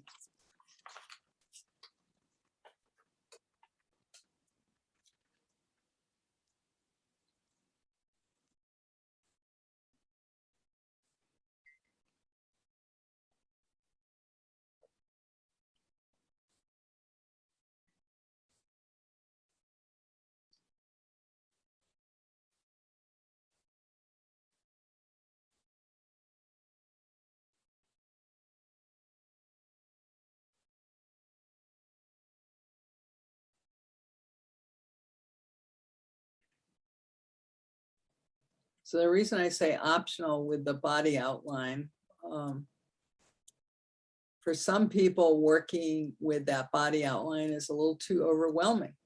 If you're working with somebody who has a lot of issues around what's happened to their bodies, interpersonal violence, maybe struggling with something around, eating disorder that has come up with, within the things that have happened to them. It might be, a little bit too hard to work on. But what I'm always trying to find out is, to get slowly back in touch with how things are perceived in your body. If we can find a positive thing that those colors resonate, and where do you feel that? That can become part of a resource. So where this is all leading, as you're working through this and maybe trying to find just a stopping point here is, and I actually have one of them on my desk. So, sometimes I try to help people create now. I had on here a grounding object. Sometimes I have them create some kind of a little collage with the colors in it to put it all together as maybe a visual of what that sensation of all those good colors. And a lot of times at that point, I get almost like an image from a lot of the people that I've worked with, especially in the groups, of a place that's been very special to them that has those colors. So it has a lot of sensations that we talk about too, like, well, if it was, up in the mountains, what did that smell like? What did you see? What did you touch? What did it feel like? We really go through all that to try to reinforce all that positivity that went with that experience through finding these colors and sensations and memories to develop a resource. But sometimes I ask people just to, and I hand out, I get these in big boxes at Big Lots. They're just dominoes. And I have them actually decorate these with the colors maybe that they had chosen. So I don't know if I can hold this one up really close. I wish I had more of these to show you. And sometimes they put a word on it that is really a resource for them, a positive thing. So creating an object, some people have done this. I've seen some play therapy groups that we've done this. I've given them the dominoes, but they use rocks, to decorate. something that has a weight, you know, that you can feel. And sometimes this is the object that I have people have in the session, you know, when they really need to get back to that resource of something that's positive, to put that in their hands and hold on to that while we're going back to that positive resource. Because in trauma work, and Levine was talking about this with the resourcing, you do something called, well, two things you do. One is titrate. So you only introduce a little, you know, we do maybe talk a little bit about something stressful or experience it, and then we pull back and go to the positive resource. And that's pendulating. So it's going back and forth from that stressful thing to something that's more positive, making sure that we feel grounded again before we go and revisit that hard stuff that we have to revisit in the sessions. So, you know, this is just a domino that's decorated with collage and paper and paint. And I always have fun things too, like glitter, you know, to make it really special, those kinds of things, glitter glue that you can get in those little jars. Now you can get them like school supply. Yeah, so just, you know, it can go different ways, but I like to have people take all of that information that they discovered about the colors and the sensations and maybe even the memories. Maybe they had some, you know, positive memory that came up with that. So I'm thinking, I'm gonna look here at what else we had going, because I think we're pretty much at the end here. Oh, so, okay, so if I had, let me just go forward here just to give you some more ideas. So there would be like, you know, making a collage, and there's some of those dominoes decorated. So they had some kind of weight to them. So these are colors that are inspirational for people that they can go to as their grounding. And then, you know, think back about that 3-part thing. You know, we did kind of, you know, what's the sensory? Sensory is just those colors, you know, and then we moved a little bit up in the higher brain because you did some writing about it. But, you know, if you did that piece, the collage, the grounding object, would, you know, try to go back into that, identifying it again as something that you can give a little bit of narrative to, you know, maybe some new phrases come to mind. Because sometimes the sensory, and particularly making something that's visual. We know now that making things that are visual, even if you just doodle, you know, but we're making an object here in this sense, or a collage, it stimulates language. You know, what kinds of things can we get from people, you know, that maybe bring up some stories, hopefully in this case, a good story that can be, you know, something that can be grounding and go back to in the work. So I think that is it. We didn't really get to our, you know, we had I have a ton more. I always have a ton more slides, but we all are, we're at the, is it 10 minutes to 1? Yeah. I'm looking at my watch. I don't have my time on when I have the slides up, so I have to look at a watch. I don't look at the phone because there's always text and I don't want to get involved in that. But yeah, we have about a few minutes here, you know, before you're released. Hopefully you don't have to go back to work, but I'm guessing a lot of you do. Unfortunate as that is. Wish I could give you the day off. I know. Well, throughout the training, there were lots of comments about how great this training is and how thankful people are for your time. Got a couple of those that just. Thank you. Yeah. I appreciate that you can stay here for 4 hours. I just think it's 4 hours is a long Zoom, and we've been through 6-hour ones too. So this is even, I think it's just can be torturous. Getting lots of compliments saying it was amazing and thank you, how beneficial it's been. I think people like the interactive nature. Yeah, wish we had more time for that. You know, it's so hard to set the stage with all the things and then try to do some interactive things. But I know it's helpful not to just listen to somebody drone on, and I did drone on. Some people are saying they wish it was longer. They've taken so much away. Do you do other types of sessions or trainings that people can we sign just up for? One. So we did one. I didn't get to talk too much today about polyvagal, but we just ended on yesterday we do these 5-week webinar, and they're actually 3 hours long, the 5 sessions. They go by so fast because only the first part we do all the talking and you get all the, concepts. And then we do a whole hour that's experiential, and then breakout rooms, and then come back for discussions. So people really learn, like, in depth, things that they can do with their clients right away. And that's been amazing because I never thought it would really work, because we used to do it live. And I thought, how can this work on Zoom?